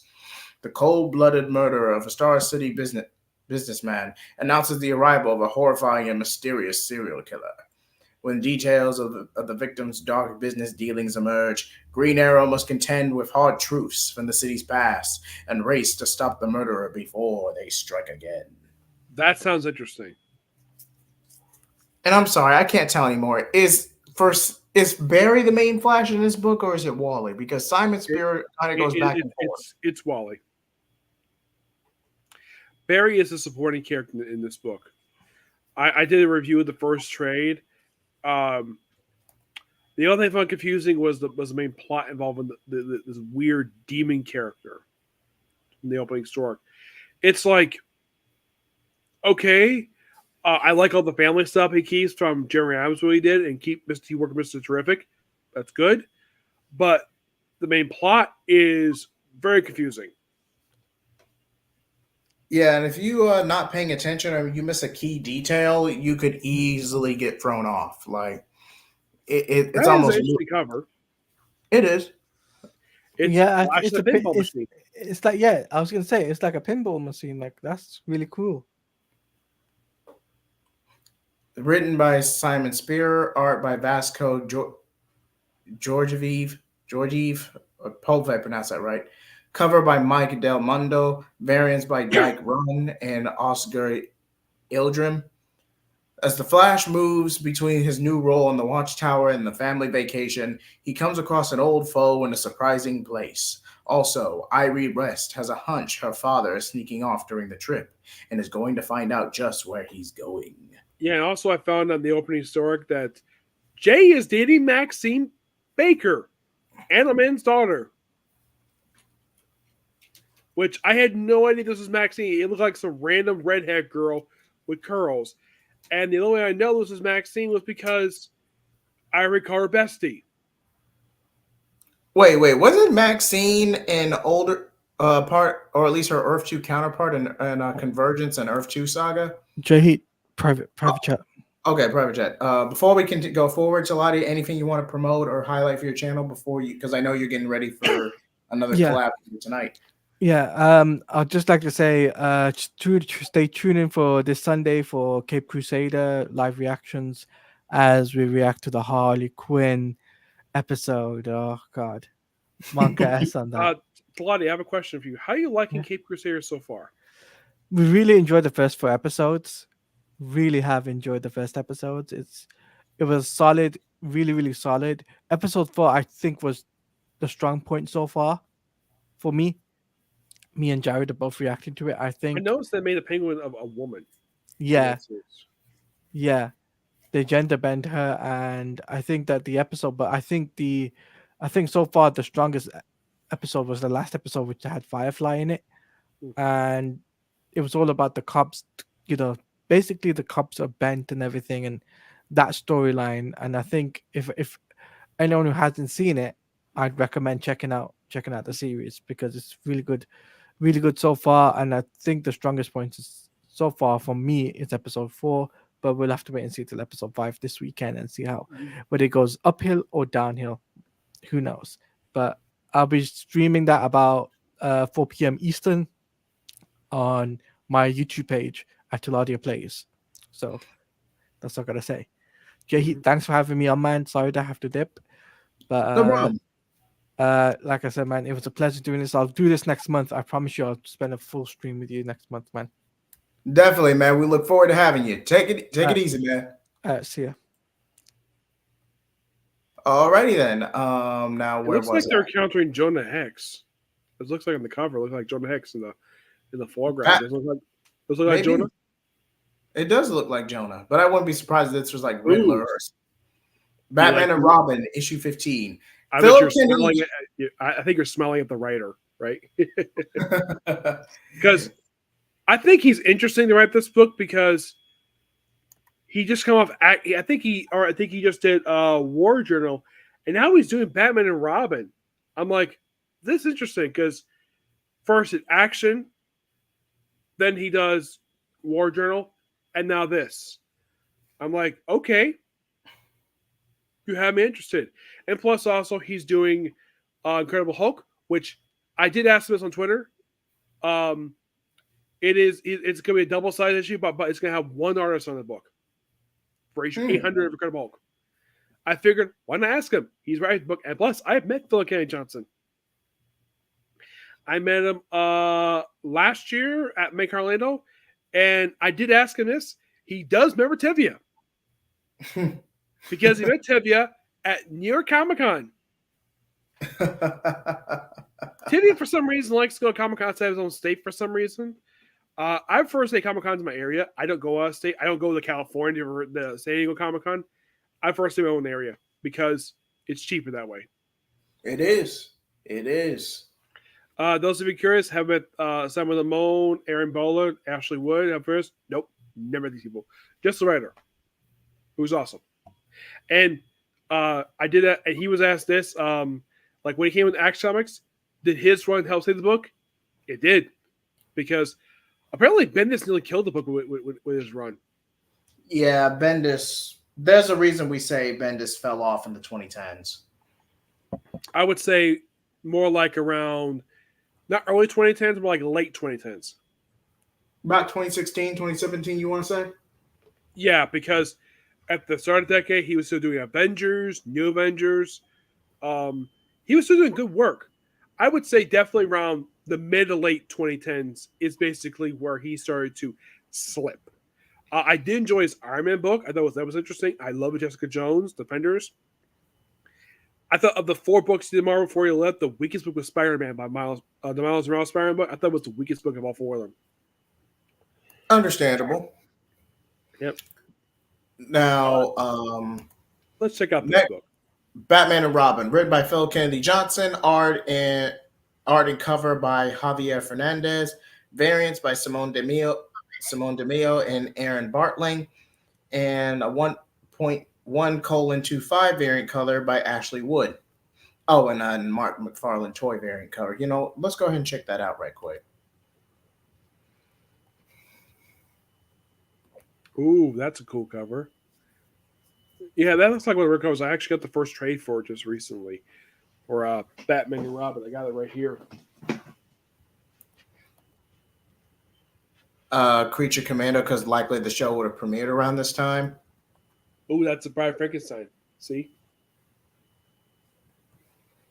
Got the first trade for Batman and Robin. This run. But when Williams was interesting that the artist is just doing a variant cover, no longer the interior artist. Maybe he left. Maybe just the cover because they want to try something different. Possibly. I wouldn't put it past them. Yes. Okay. Nick, you want to take this one? Yes. What should a run-of-the-mill charity banquet for Bruce and Damian has quite lit off in flames. Now access to their costumes and gadgets, Father and son must find themselves fighting for lives at the hands of a mysterious specter known as Memento. But who is this new villain who said Blaze threatens to disintegrate the dynamic duo? Why does it replicate the infamous centuries-old tragedy of Gotham history? Why is Memento connected to Dark Knight's past? Let the comparative witness answers these questions. Join us as a witness to Memento Part 2. Batman and Robin Year 1, Number 2. Interesting. Wade is writing this book. I just recently found out about this series, Batman and Robin Year 1. Nothing against it. It's just we've had similar stories. We have similar stories before. Ooh, love that Two-Face cover. That's amazing. Hold on, let me just go back. Nice. That's a cool Two-Face cover. Nice. I hope eventually they get rid of that stupid retcon that happened in Tomasi's Batman and Robin run, where, like, instead of being Sal Falcone basically causing this, it was some woman he put in jail who decided to pour a champagne filled with acid when he's lying on a bed and burn his face and part of his chest. I'm like, Tomasi, what the? I never asked this. Why the heck did you have that retcon for Two-Face? It just seems so odd, and it's not Two-Face. I mean, okay. I'm sorry, Nick. Can you please repeat that? Yes, in the Batman Two-Face storyline from Batman Volume 2 with Tomasi and Gleason in the book, this is after Damian, when he was briefly dead, they retconned Two-Face's backstory. Sal Marioni, who people know from classic Batman stories, has been the guy who, on the witness stand, throws acid in Harvey Dent's face. That's been established for decades that he was responsible for it. Though in Batman Begins, he basically blew out a gun, but it's very similar to that. But in the New 52 continuity, he gets kidnapped by 2 women who are twins, so he put one of them in jail. So the other one's bitter at him, so they kidnap him, tie him to a bed. They apparently decided to pour acid on him inside of a champagne bottle that burned his face and part of his chest. Like right here in this area. They burned that for reasons. Don't know why Tomasi did this for, but that's what he did in Batman Two-Face. And at the end of that story, Two-Face apparently commits suicide. And then he randomly shows up in All-Star Batman with no explanation of how the heck he survived and attempted suicide. So Tomasi fixed that and explained how he survived as a lead into, I think it was like Joker War, where the Vernon Joker who was from Death of the Family, the one with the the weird look with that jumpsuit he was wearing. I Uh, remember. he gave this formula that basically fixed his head, so it's not like so instead of the bullet wound in his head, so he's not so he's alive. So it's a weird explanation of how Two Face survived, but at least Tomasi about to explain it. Scott Snyder didn't bother explaining it at all. Yeah, that sounds a little that is weird. Not gonna lie, And but I do agree with DC on this. The creators of this book, Wade and Sibney, good choice. These guys have okay. put out great books in the past, so I trust to do good with this book. Richard Grayson is struggling to adjust to his new life as Bruce Wayne's ward, with both Bruce's rules and Batman's training making his life difficult. But Richard is happy to remind Bruce that turnabout is fair play. Gotham's newest crime boss, the General, continues to vie with Two-Face for control, but could an alliance benefit both of them and spell trouble for Batman and Robin? The General is a Chuck Dixon character who was a kid who would later got a little bit aged up to an adult toward the end of Robin, where this was a kid obsessed with the military. So he had shaved to his head stars, like not like actual stars, shave his hair, where it's like stars where he thinks of a general, and his mom is believing his delusion he's a general, and his rest of his family hates him.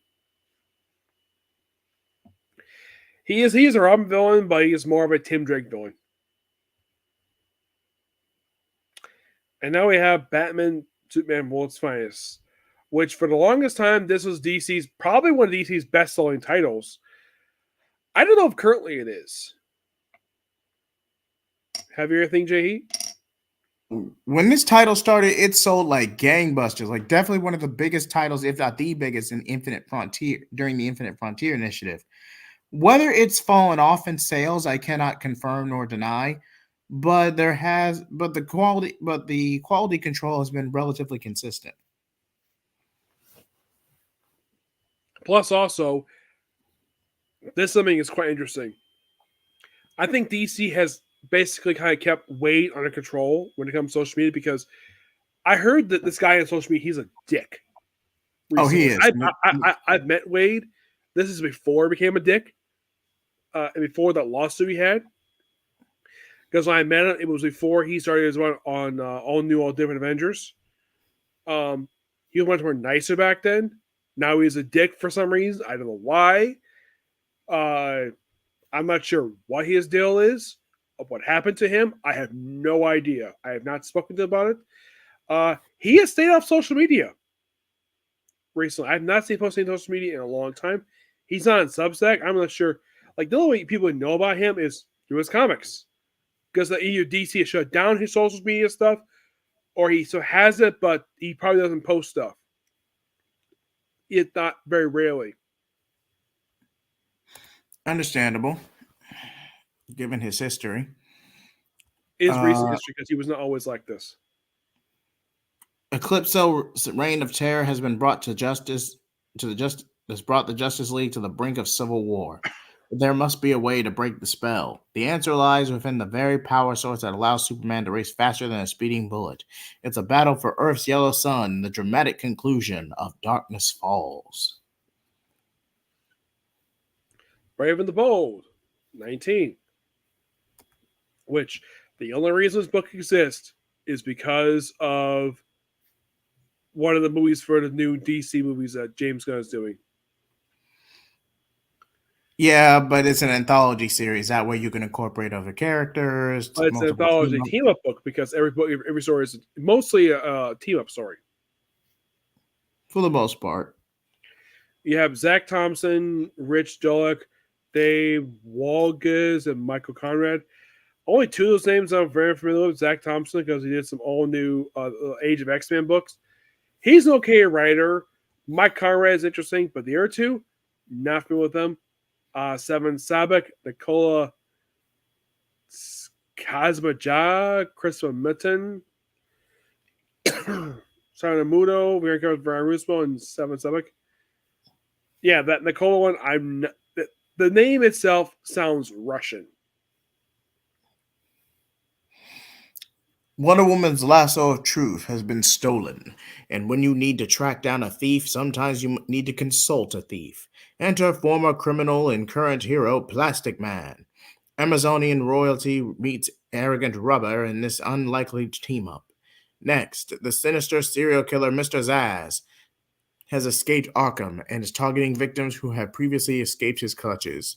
But will the hunter find himself the hunted?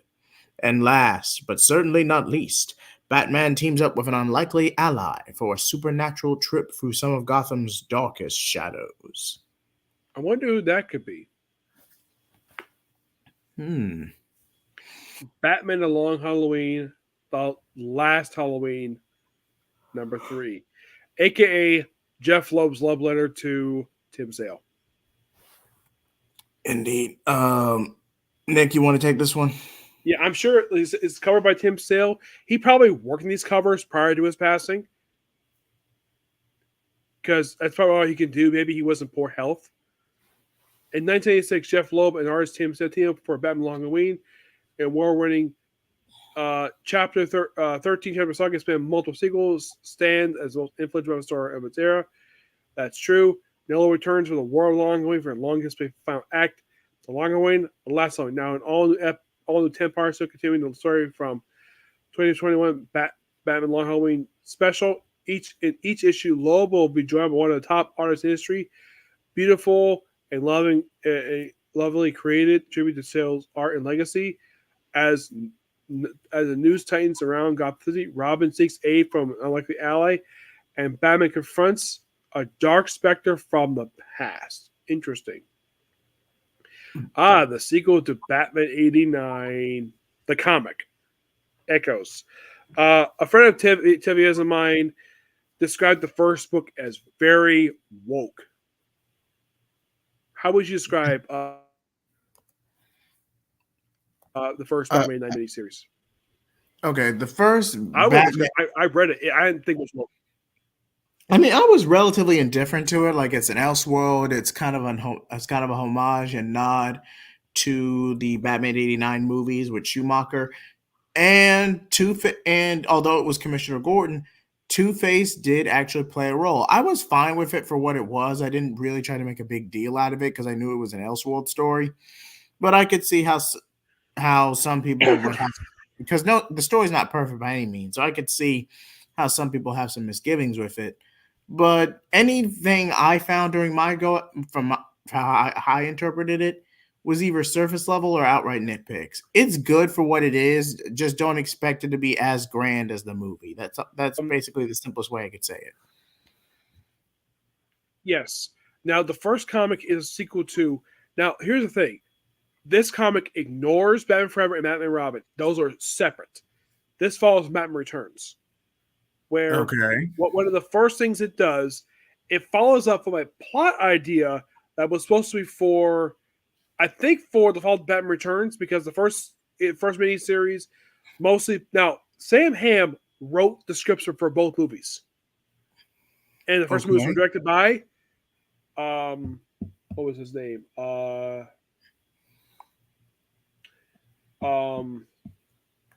Tim Burton. Tim Burton did the movies. And the only reason why he was taking up the Bat movies was because people complained that Batman Returns was too dark. I like Batman Returns. It may not be Batman 89, but it's a fun movie. And plus, it's the first movie that Doug Jones, aka the guy who played Abe Sapien, Silver Surfer, it was his film debut. He played the tall clown.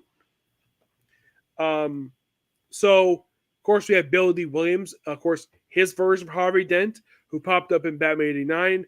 This was an idea from the movies, and the whole idea of having used Robin was also from the movies.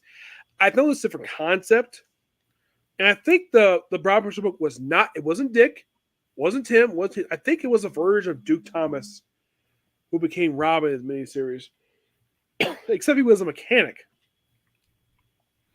I thought the book was really good. It was a nice nod to the original movies, but of course that was because Sam Hamm wrote it. Anyway, this one. This is a follow up to it. Joe Quinn's doing the art. I think he did the artwork for the first miniseries as well. I believe so as well. And I do find it really interesting that we also had there was I think the only reason why they did the Superman one because this one was successful. You know, the Superman 77 by Venditti. Mm-hmm. The only reason why they did that one because this one was successful. And so I think, okay, maybe they might do other subs like this, but I'm glad they did. Gotham is a grip is semi panic. All of having us up. Scarecrow's fur from enemy hands. Meanwhile, Harley Quinn makes her ACN television debut by taking station management hostage. New friends, new foes, old frames collide as Bruce Wayne claims his cape and cowl with a vengeance in the epic finale of Batman 89 Echoes. Oh, look, a Black Lightning book. And look who the writer is. Brandon Thomas. Yep, the same guy who did Aquaman. Why? And what is up with the redesign for Black Lightning's costume? Looks weird. I think they're trying to be synonymous or synergy with the show, but the Arrowverse officially ended like 5 years ago. Yeah, and plus they already had a new costume for the show ended, and that was not the costume at all. It's like the bottom half is a nod to classic Black Lightning, and the top half seems like it's a loose nod to the TV show. I mean, I can tell on the left that's clearly Thunder, his oldest daughter, and the youngest one, Lightning, is over on the right. Because the hair, because Lightning was overdoing, she looked like a lightning bolt, and she made her debut. She's a Jeff Johns character. She debuted in Just Like America Volume 3, Number 1, while Thunder made her debut in the opening issue of Joe Burning's Outsiders. And if anybody's ever read that book, Black Lightning did not want her daughter to become a superhero. He had no desire for that at all. She volunteered to be a superhero. And, like, his whole thing is basically, like, you just graduated college. Like it's like the way it's written is like, as soon as you graduate college, puts on his costume, becomes a superhero, and joins the Outsiders. And toward the end of the book, she was dating Grace Choi, a.k.a. Amazing Grace. Because Joe Winnick, because he created the character, outed her as a lesbian, which, for me, don't have a problem with that because he created the character. Of course, he had a right to do that. Interesting, this cover. It's a nod to if I remember correctly, I think this is a nod to Black Lightning Volume 2 from the 90s. I believe so. Yeah, the style cover. I'm almost positive that it is. Yeah. Sorry, everyone. I know I sound a little sluggish tonight. Written by Brandon. Why the heck did the DC pick Brandon Thomas write the title? Your guess is as good as mine on that one. Black Lightning is back, and this time it's a family affair. Jefferson Pierce leads the Justice League's new metahuman outreach initiative, helping those with powers before they can cause harm to themselves or others. But everything changes when it's his own daughter, Anissa Prince, who comes to him for help. With Thunder's dangerous new powers. Bless you. With Thunder's dangerous new powers and the new Masters of Disaster, jeopardizing the coexistence between humans and metas, Black Lightning is on the front lines of a culture war brewing in the suburbs of Metropolis. The synopsis is interesting, but why Brandon Thomas? Aquaman was not good. Even Cardinal Sin, I know, but even Young Justice got this right. Arthur steps down to actually prioritize his realm and family, and Calder or Jackson Hyde, or even though Calderon's the superior character, if the fans are anything to go by, takes up the main helm of being Aquaman and the champion of Atlantis. This is an easy fix. If you want Arthur Curry on the field more, since he could be similar to Diana and an ambassador for his people, an ambassador for Atlantis. He doesn't technically have to be the main Aquaman. Don't try to have them share the mantle. Like, Mantle sharing works in very specific circumstances, but oh god, it's just And plus, work with Black Manta is somewhat out of character for Aquaman to do because he and Black Manta hate each other. they do. They do. And like, okay, if not Brandon Thomas, like who would you pick to write this title if it wasn't Brandon Thomas? If I was trying to avoid Brandon Thomas, I could get maybe Jeremy Adams or maybe Jeremy Adams. Scott Snyder's doing the Absolute Universe, so maybe the number Batman and the Outsiders and Rebirth. That was Brian Edward Hill. Maybe him. He did pretty decent. He did pretty decent with Black Lightning's characterization in that run. I just wouldn't trust Brandon Thompson with this kind of story, but one person I would definitely trust if he ever come back to comics. I picked Joe Winnick. Yeah, I could see that. I could see Joe Winnick. I was going by people currently contracted. Because Winnick had an interesting take on Black Lightning when he wrote Green Arrow and he wrote Outsiders. I like his take on when he wrote that because he created Alyssa Pierce, Black Lightning's oldest daughter. So it's like he's writing a character he created in a Black Lightning book. Or this might be interesting because it is for Wood Dreamer. Why did they get the if he ever is writing comics? Why did they get the actor who played Black Lightning to write this book? I I just don't think he would, but I figure because it's DC, they probably would do it. Because after all, they had Dreamer's act to write her birth stuff. So why not Black Lightning's? Your guess is as good as mine, my friend. I highly doubt Jeff Johns is doing this because he has no history of Black Lightning. So I would not think he would write this book. Like aside maybe Winnick, I would say, ooh, you also really cool to do this book. Who? His creator.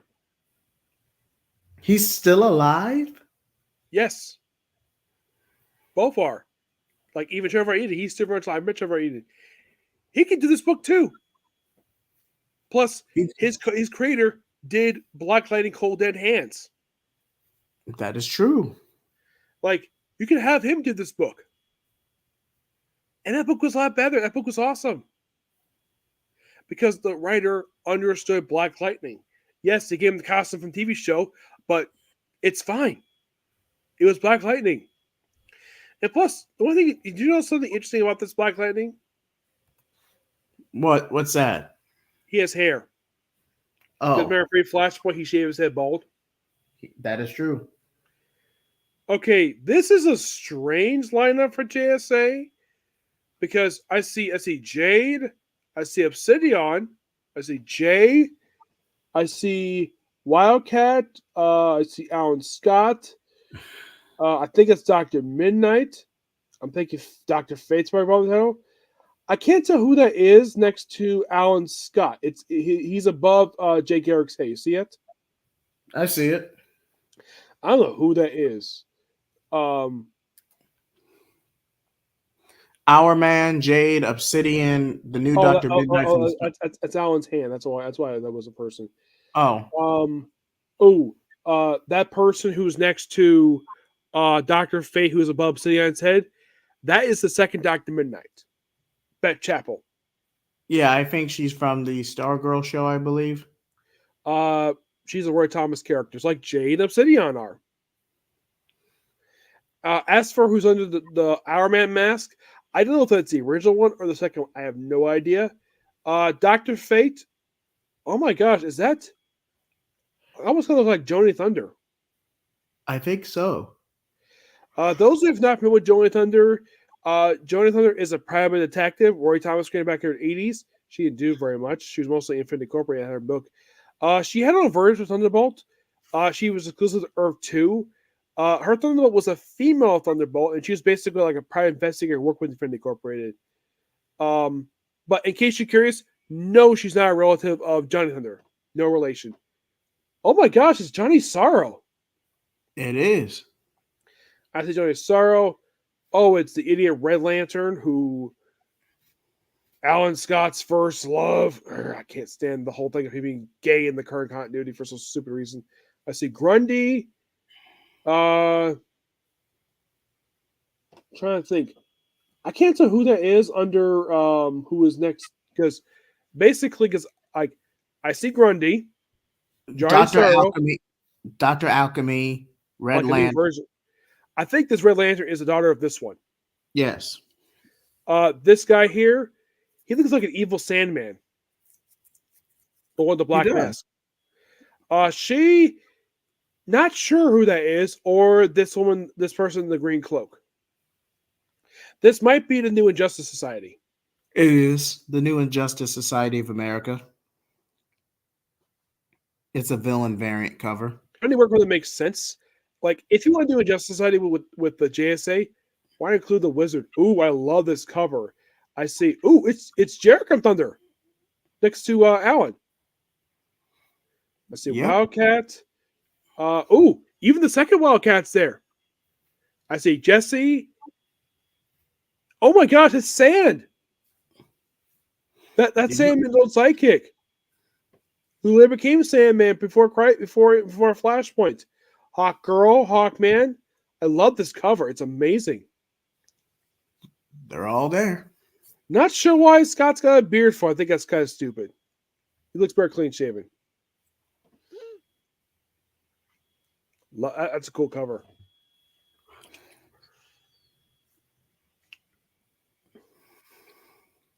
Yeah, and I think the Hawk Girl was moved over from Justice League over to back to JSA. I had heard Lemire was doing this book, so I'm not surprised this is here. But so for 23 pages, $4.99, that's a lot for a short book. It really is. Like, go ahead. Longtime fan service characters Hawkman, Hawkgirl, Jade, Obsidian, Jesse Quick, and Our Man, Ted Grant, and Sandman are all back on the roster as DC's first super team faces their greatest and most personal challenge yet. Will Golden Age ideals hold true in a world recovering from the events of absolute power? Or do they need a more hardcore approach to stand a chance against the new Injustice Society of America? I love the whole concept of this book. It's amazing. I heard about this one. This is Tom King's Black Canary, best of the best. Oh, boy. Well, it's only 6 issues because the thing about Tom King, his miniseries have been really good. His ongoing stuff tends to be hit or miss. That's true. Tom King does do a bit better when he's in a contained story. Like a miniseries. Yep. Look at this is 6 issues, not 12. Because it's Black Canary versus Lady Shiva for one. Yeah. Oh, they mentioned Wonder Woman. Like, okay. Supergirl one tomorrow. That. Oh, Ryan Snook basically does the artwork. That's interesting. Variant by David Nakayama. Wraparound variant by Otto Smith. And 125 variant by Chrissy Zulo. And 150 variant by Dan Hip. The match of the millennium. It's Black Canary versus Lady Shiva to determine who's the single greatest hand-to-hand fighter in the universe. Who will walk away with the title? Find out as writer Tom King from Wonder Woman, Supergirl, Woman of Tomorrow, and more. And Ryan Sook, Legion of Superheroes. Go six rounds to see if our hero has what it takes to be the best of the best. Would you be surprised if Roulette's involved with this? I would not be surprised. A question book all along the Watchtower. My guess, it's Vic Sage. It looks more like Renee Montoya. Interesting. Yeah, that's Renee. Because Renee has got long hair because Vic's got short hair. Yeah, it's Renee. Yep. This will be like her first solo book as the Question I could think of since Blackest Night Revival one shot. Because she has a feature as the Question Pipeline in Detective, which I think did get second printing, if I'm not mistaken. It was from issues 854 to 863, written by Greg Rucka, because he's the one who basically made her the question. Alex Segura and Carolyn Tomori, interesting. Variant covers by Jorge Bonos and Luca Perro. 1.25 variant cover by Danny Earls. Plus, I love the logo they gave her for that book. That's classic question logo. The way the Q is. Yep. It doesn't say it's a one shot. It might be a series. I think it looks more like a series.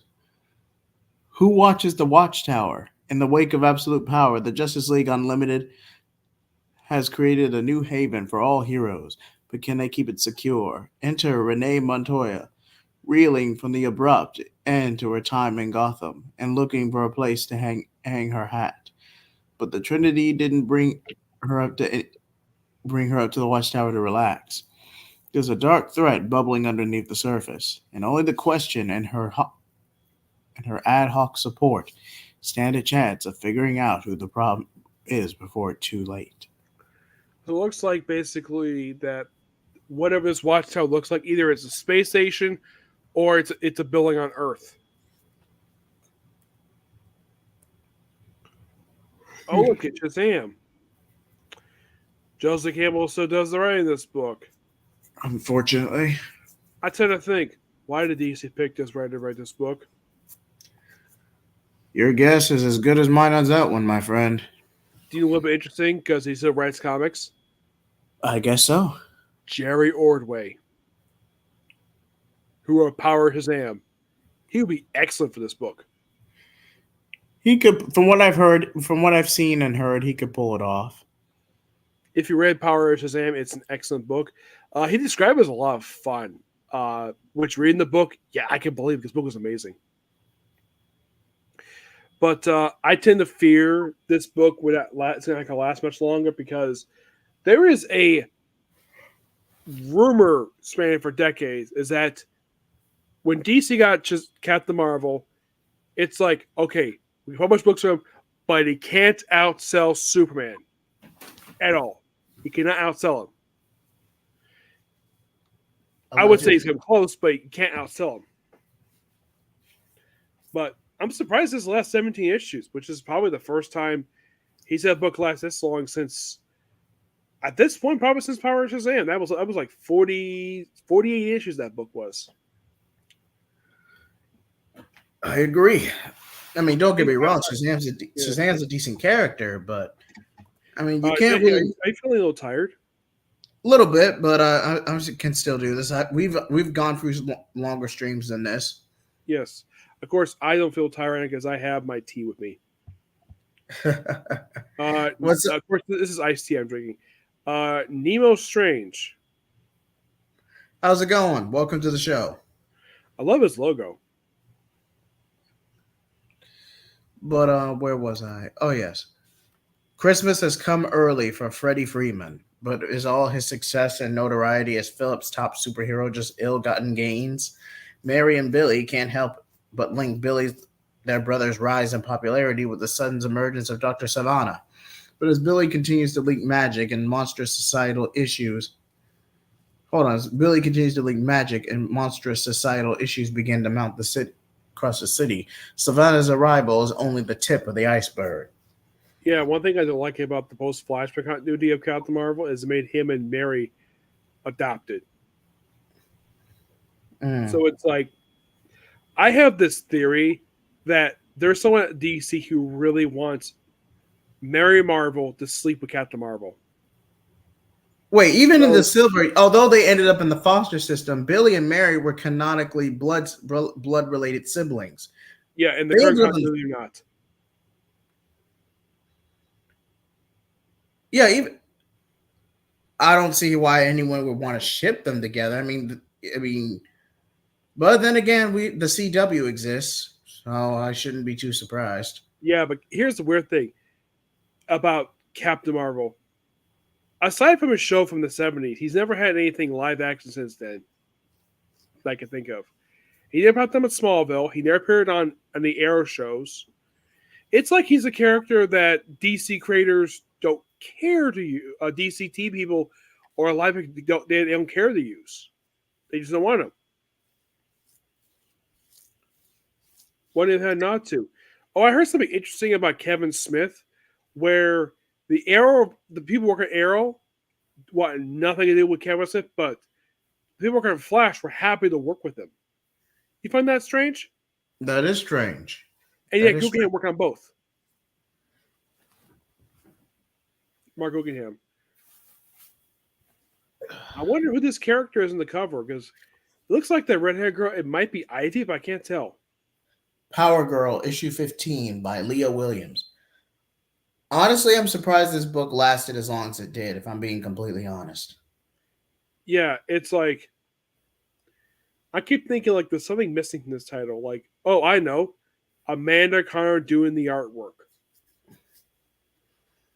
If you're not going to do the interior artwork, have her do covers because I love that cover there because I miss that costume.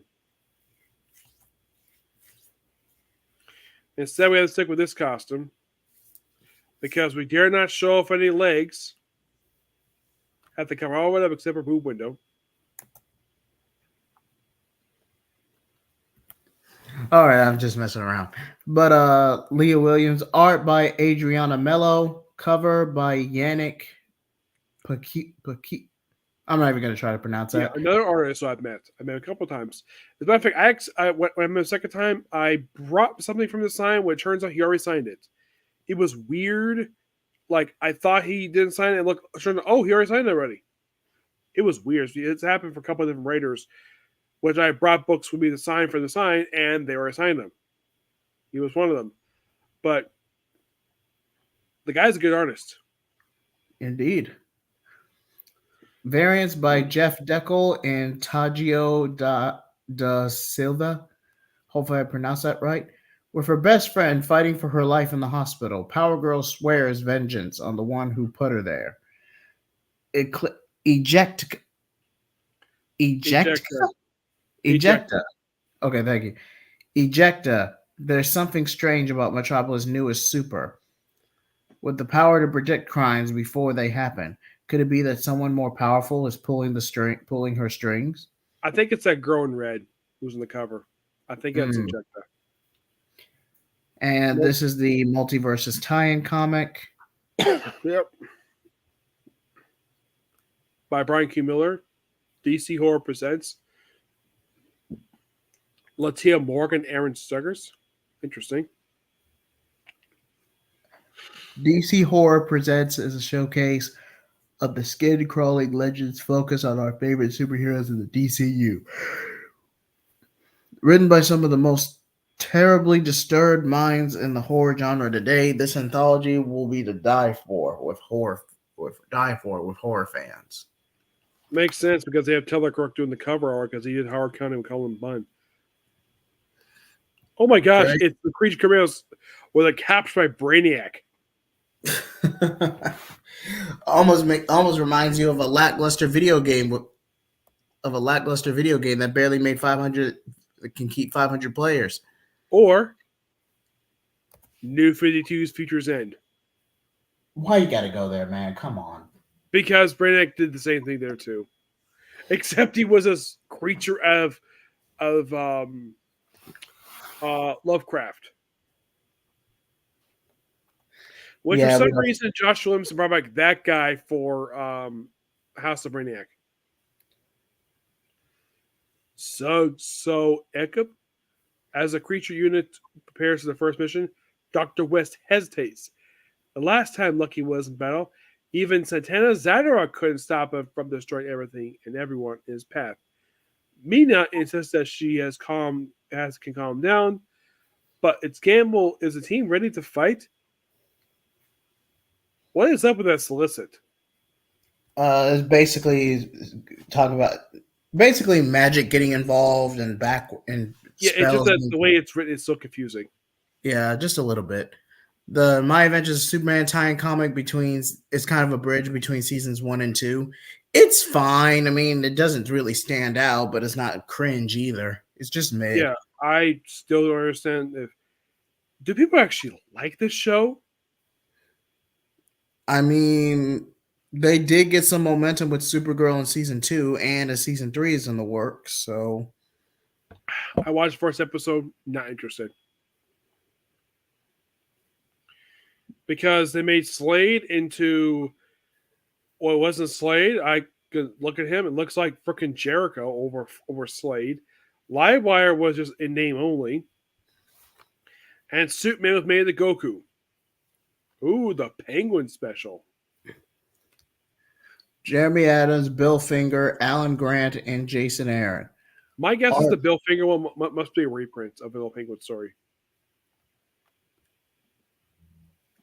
At the first glance, Penguin may seem like a harmless, if peculiar, businessman with a fondness for fine cuisine, tailored suits, and exotic birds. But those in Gotham's underworld know that beneath the dapper attire and gentlemanly demeanor lies a calculating and ruthless criminal who isn't afraid to take whatever he thinks he deserves. And should you happen to be in the way of something he wants, know that this bird is just as deadly as any other raptor. Discover the man behind the new Max streaming series in this special issue showcasing the Penguin's 1941 debut in the pages of Detective Comics issue 58, twisted recollections of his formative years from Secret Origin Special number 1 and Joker Asylum Penguin number 1, and the brand new exclusive story written by Jeremy Adams, illustrated by Howard Porter, that shows the Penguin's next moves during All In. Interesting. And- Tom King's not writing that one. And this is Batman Santa Claus, The Silent Night Returns, Part 1. Basically, to better ease the information, it was better to actually tell it in multiple parts. I think it's a Christmas story release in November, because November leads to Christmas. Oh, I thought this was Oh no, it is a sequel to that Batman Santa Claus event last year. Nick, you want to take this one? Horrors haunt Christmas season as life train bodies litter the country, each marked with a strange symbol. Just like responds, but it's a trap. The heroes apart from our world, but not before Batman helps Robin escape. Now, Damien wants to seek out Zatanna and the one and only Santa Claus if there's any hope of saving their friends and family. Santa comes to the aid. Oh, you're scrolling too fast. I can't finish it. Oh, I'm sorry. ADCU crossover sequel. You wish for a must-have extra good. This weary mix of DC's wildest characters to ride the faceless powerful foe, the Silent Knight. Interesting. Very interesting. Gotham by Gaslight, New Kryptonian Age, issue number 6. Written by Andy Diggle, art and cover by Leandro Fernandez, variants by Javier Fernandez and Edwin Galman. As threats from the past resurface in its present, Batman must work alongside strange new heroes to save the day, including the steel-hearted sheriff of Smallville, Kansas. The Kryptonian Age may come to a close, but an age of justice has only begun. Dark Knights of Steel, All Winter, issue number 5. AKA the Deathstroke from that universe's on miniseries. Slade finds himself wretched from the icy jaws of death, but the only thing worse than a sworn enemy, an old friend who knows all the greatest shames and darkest secrets that hold the true origin story of All Winter, that he'll have to face down if he ever hopes to set things right. The question that lies before the bloody mercenary is whether or not he can, but whether or not he will. DC vs. Vampires, World War V, World War V, number 4. Written by Matthew Rosenberg and Matthew Manning. Cover by Otto Smith, art by Otto Smith and Aki Bright. Variants by Homer and Steven Segovia. Nick, you want to take this one? Gorilla Grodd and Aquaman have a little captioned the elusive Damian Wayne, but mysterious figure rise for a whispering prophecy that could turn a tide of the war in their favor. Elsewhere, John Constantine might be in the humans' last hope. Just a shame he can't remember what it was meant to be doing. Into the Spectre to help guide his way. But in the shadows, a new Batman lurks. But what is the connection to Bruce Wayne? Hmm. Miles, Milestone Universe, the Shadow Cabinet. It's a 4-issue miniseries. written by Joseph P. Illich, art by Daryl Banks and Agaton Elhan, cover by Dennis Cowan, and variants by Nicholas Draper Key and Sean Murphy. Mhm. This, Nick, you mind taking this one for a second? Excuse me. In the 6 months since Brennick's incursion into the Milestone Universe, the notorious Dr. Edwin Alva has gone missing. Icons embark on a deep space voyage, and Rocket has had to fill the role of Earth's protector. But it sure feels lonely at the top. It's Rocket finds recruited by the Shadow Cat, mysterious cabal of power individuals who have been saving the world in secret for decades. In Dr. Alva's absence, his estranged half sister Angela has taken a hostile has led a hostile takeover system, an evilization of world superpowers that he left behind. Angela was set to prove herself even more ruthless than her brother. Nothing was standing in her way until Shadow Cabinet set back into light. They will bring Rocket into the fold, take us in town, but only after failing too many Rocket partnerships, he's willing to wheel them out. With the original Milestone Media collaborator Joseph P. Igla at the helm, world spanning story to begin in Milestone Returns will reach its sphere pitch, and no one in Decoverse is safe. Now, I'm familiar with Dr. Edwin Alva because he first read Hardware, but interesting, he has a sister. Plastic Man No More by Christopher Chantwell. Plastic Man and Woozy suffer a bit of a setback when trying to capture one of the metal men.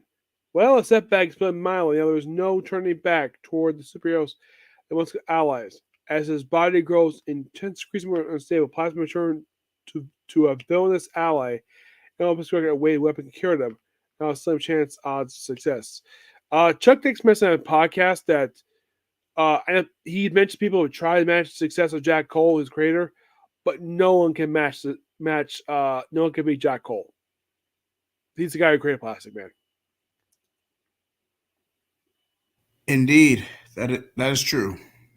He was You Plastic can't. Man for a long time. He was. He was. Batman Full Moon, issue number 2.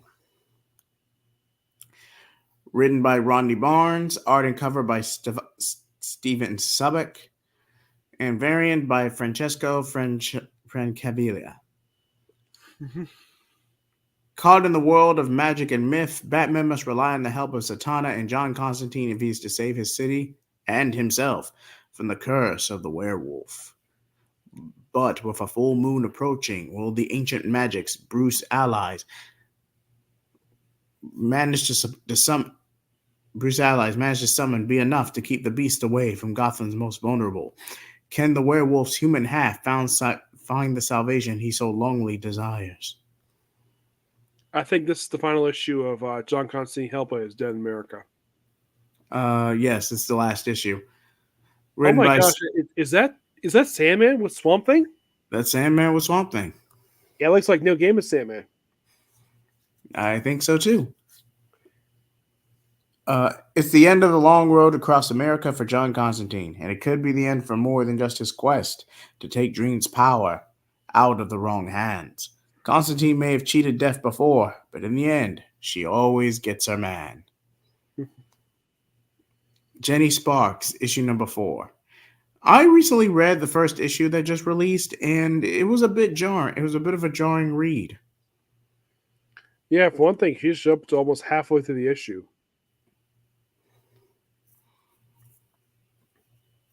Jenny tries to negotiate for the release of Captain Adam's hostages after the Justice League falls to his godlike powers. Can the spirit of the 20th century prevail in the 21st, or is the reluctant hero in over her head? Another James Tynion book, Nice House with a Sea. Okay, written by James Tynion IV, art and cover by Alvaro Martinez Bueno and Yvonne Bertram. No, Ian Bertram, excuse me. The Mhm. overseer of the house by the sea, the enigmatic Max, wants to meet with Walter so she can understand just what he's been up to at the house at the lake. One small problem with that: Walter's dead, and the residents of the lake house killed him. Hmm. Interesting is 40 it's 40 pages, but it's only $3.99. Isn't that interesting? That Because is normally interesting. usually when they have 40 pages, usually $3.99, usually $4.99. That's, I guess because it's a black letter book, it's probably not part of DC line, so charge $3.99 for it.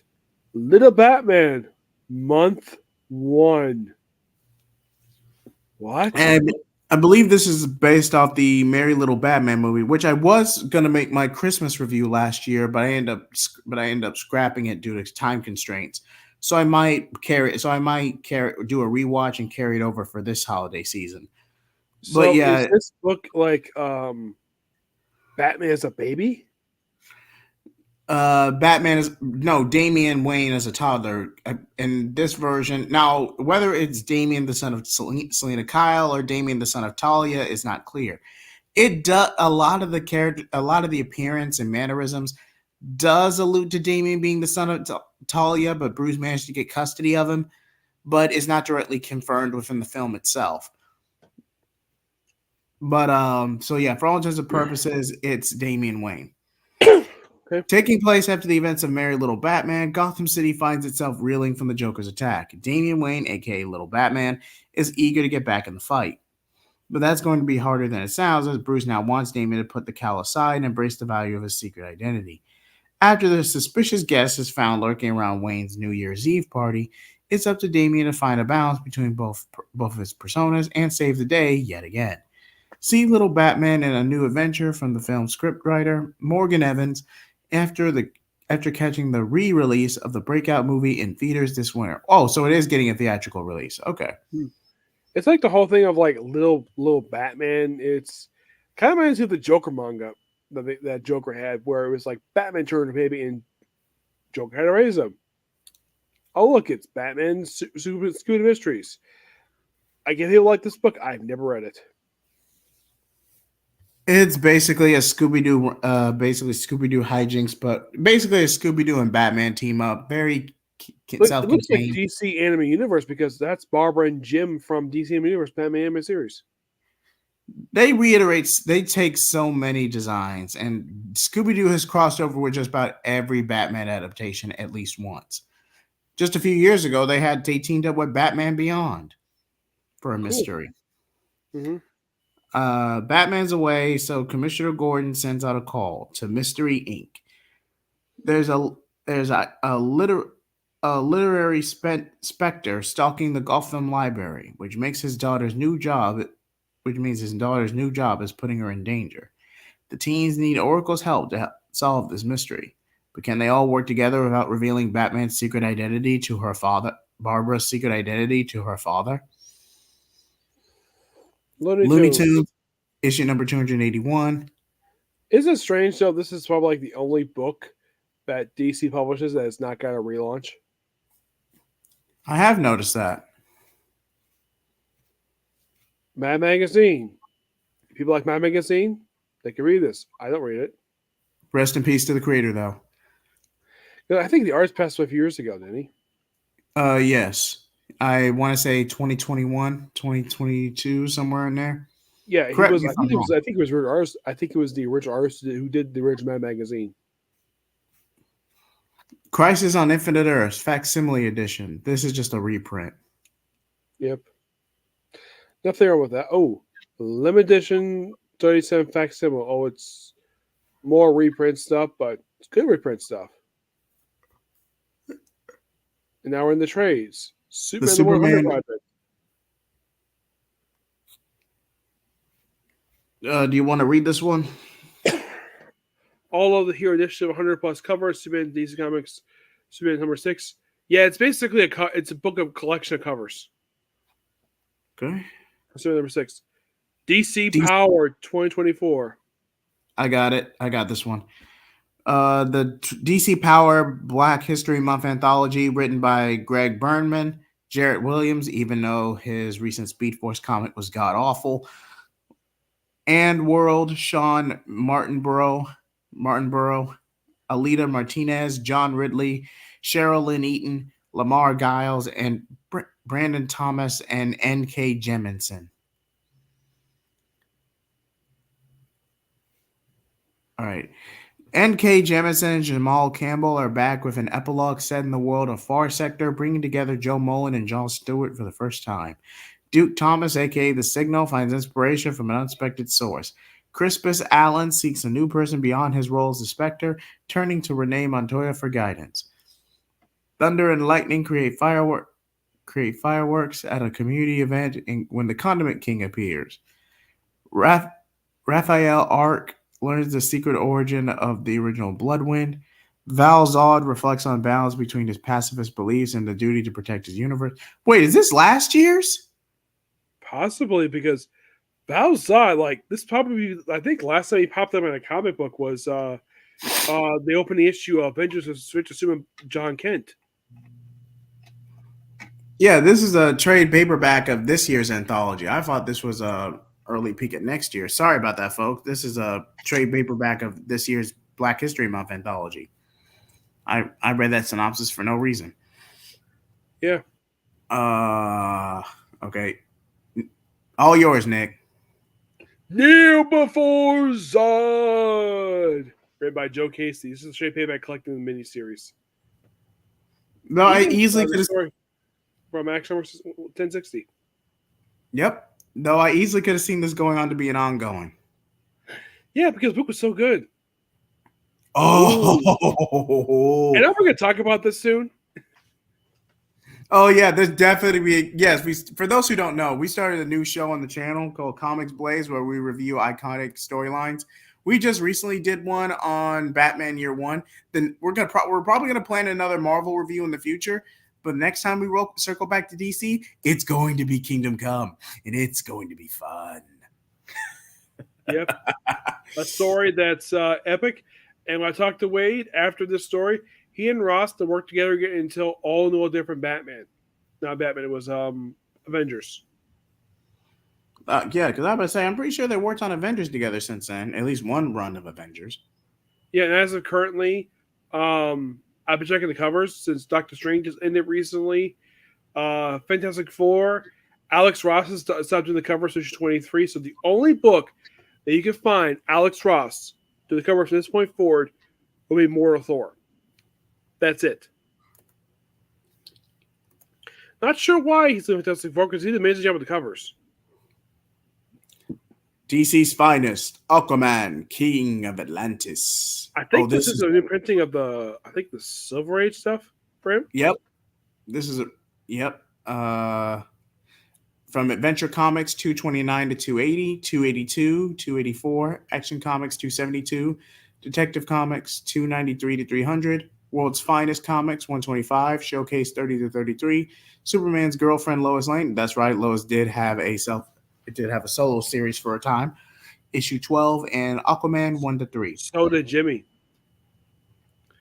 DC Finest. So this Aquaman book is a new take on the recent ones they did, which was Batman Golden Age, Flash Silver Age. It's like this book here is a take on that. Indeed. It could be DC's counterpart to Marvel Epic Collection. I think so. Because we see Supergirl's getting one too. Mm-hmm. Yeah, DC Finest Supergirl. Give me just a moment to pull that up. Which, oh my gosh, I think that this run for Supergirl has been collected in trade several times. Showcase presents Supergirl. I know she had one. There was Supergirl Silver Age paperback. There was Supergirl Omnibus. This is probably like the fourth time this has been collected in trade. It's great. I love this stuff. But wow, a lot of stuff. Oh, it's been a minute since I've seen this story. 52? Man, I haven't read this story in years. Great story still this very day. I did talk to Dan Didio about its follow-up countdown because it's been sworn around for the longest time that was all Dan Didio was doing, was all his idea.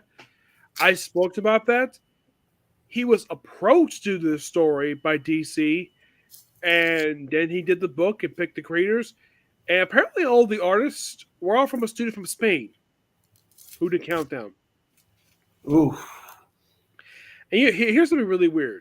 Okay, so 52 gets new printing because it's beloved. He rightfully deserves it. But Countdown doesn't get one. Countdown I don't think was bad for Countdown. It just that was inconsistent. It was very inconsistent. I mean, I'm not gonna say it was the worst thing put on paper, but it was still pretty egregious for its time. Granted, better and worse comics have come out since then. Yeah, but and Superboy Prime, his lines are hilariously bad. Telling Monarch, I'll kill you to death. I still think that's funny, but there's no denying that it's very offensive to use the word retard for Jason Todd, where Don Troy is picking by his leg, he uses a baseball bat against Kyle Rayner. Like the whole retard line, I think that was stupid back then.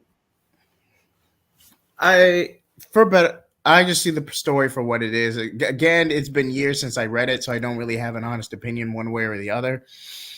But I appreciate. I think one thing we should do, if we ever get a chance to get a hold of him to do this, maybe we can if we ever think of doing an interview, maybe we could talk to Dan Didio about interviewing him about Countdown. Oh, I'd be down for that. If it ever happens, I'd be down for that. Oh, look at the printing of I Am Bane. And also, David Finch's last comic he did interior for. Because he has done the interior since then. Because all he's done is covers.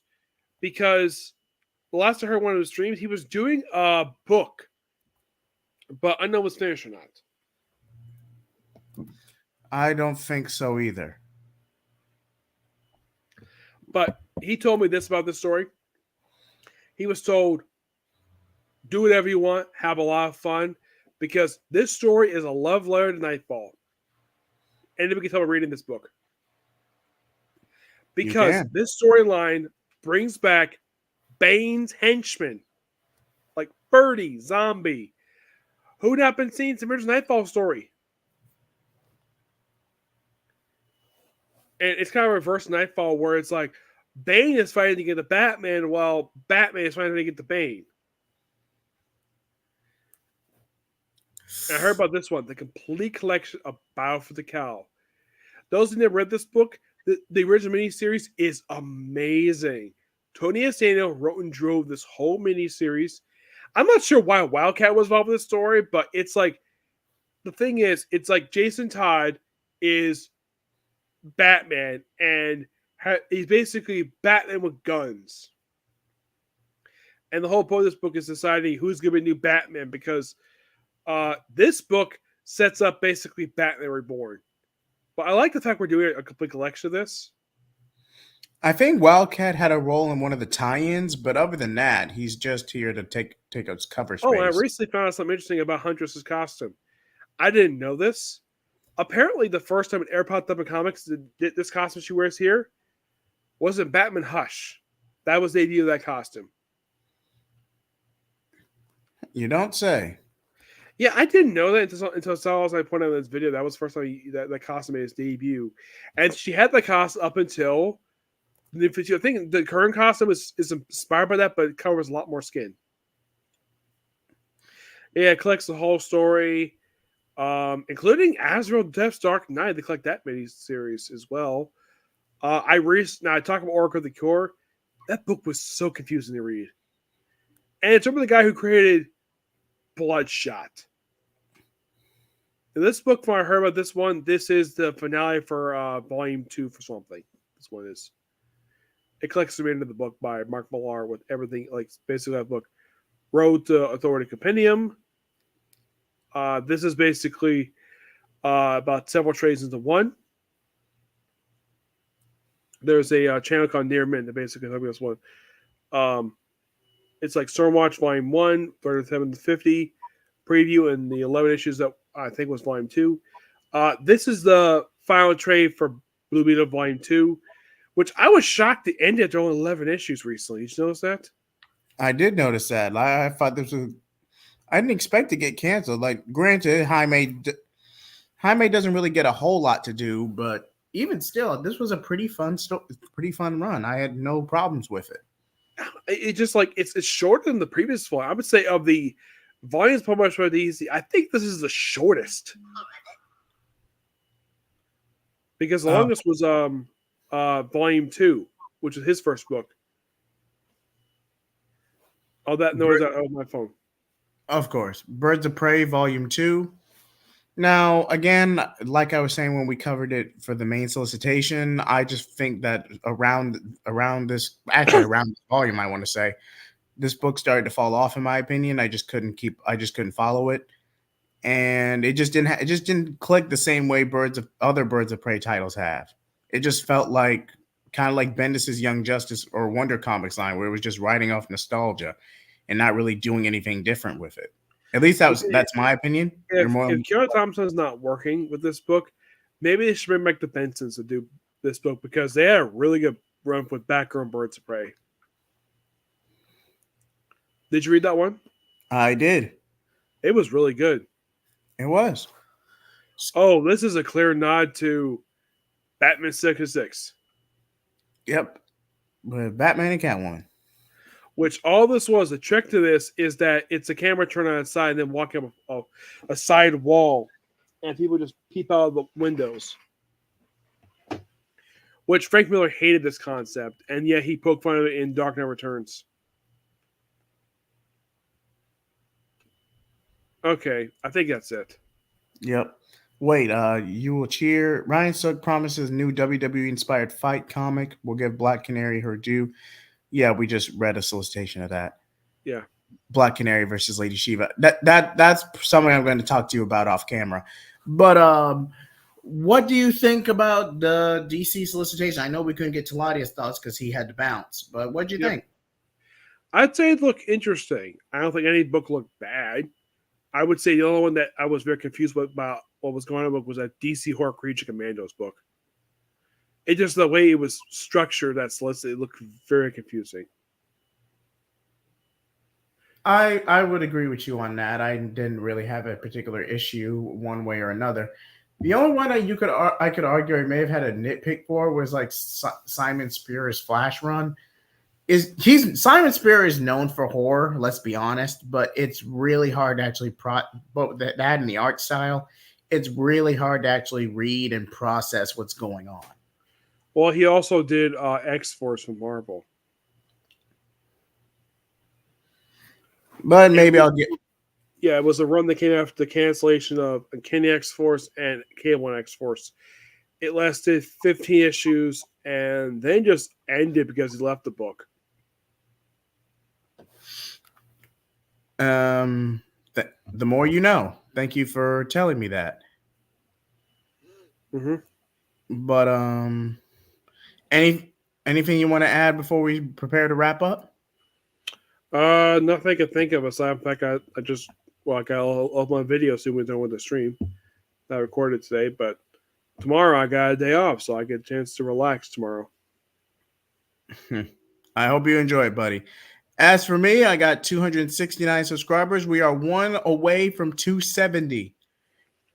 And remember, if y'all can get me to 300 before the end of the year, I will review and react to both seasons of Velma. But again, I'm up to 339 right now. And I also linked it in the description. Also, be sure to check out Nick Lenz and help him get the 340. Any big subscriber milestone from when you get to 350, Nick Lenz? Nick, excuse me. I don't know what I'm going to do. I mean, when I did 300, I said thank you on my videos for 300 subscribers. I don't have any plans anything special. I could think of something, but I can't think of anything right now. Well, I'm sure you'll think of something, my friend. Yep. But with that being said, stay tuned for the DeCamu retrospective. I know I've been having technical issues the past couple of days and family stuff when I'm not at work. So the DeCamu retrospective will definitely be out. Also, stay tuned for the Damian Wayne retrospective as well, if I have time. And also stay tuned for more content coming up on the channel. Like, comment, subscribe. Thank you all very much for coming onto the channel tonight. Flame off.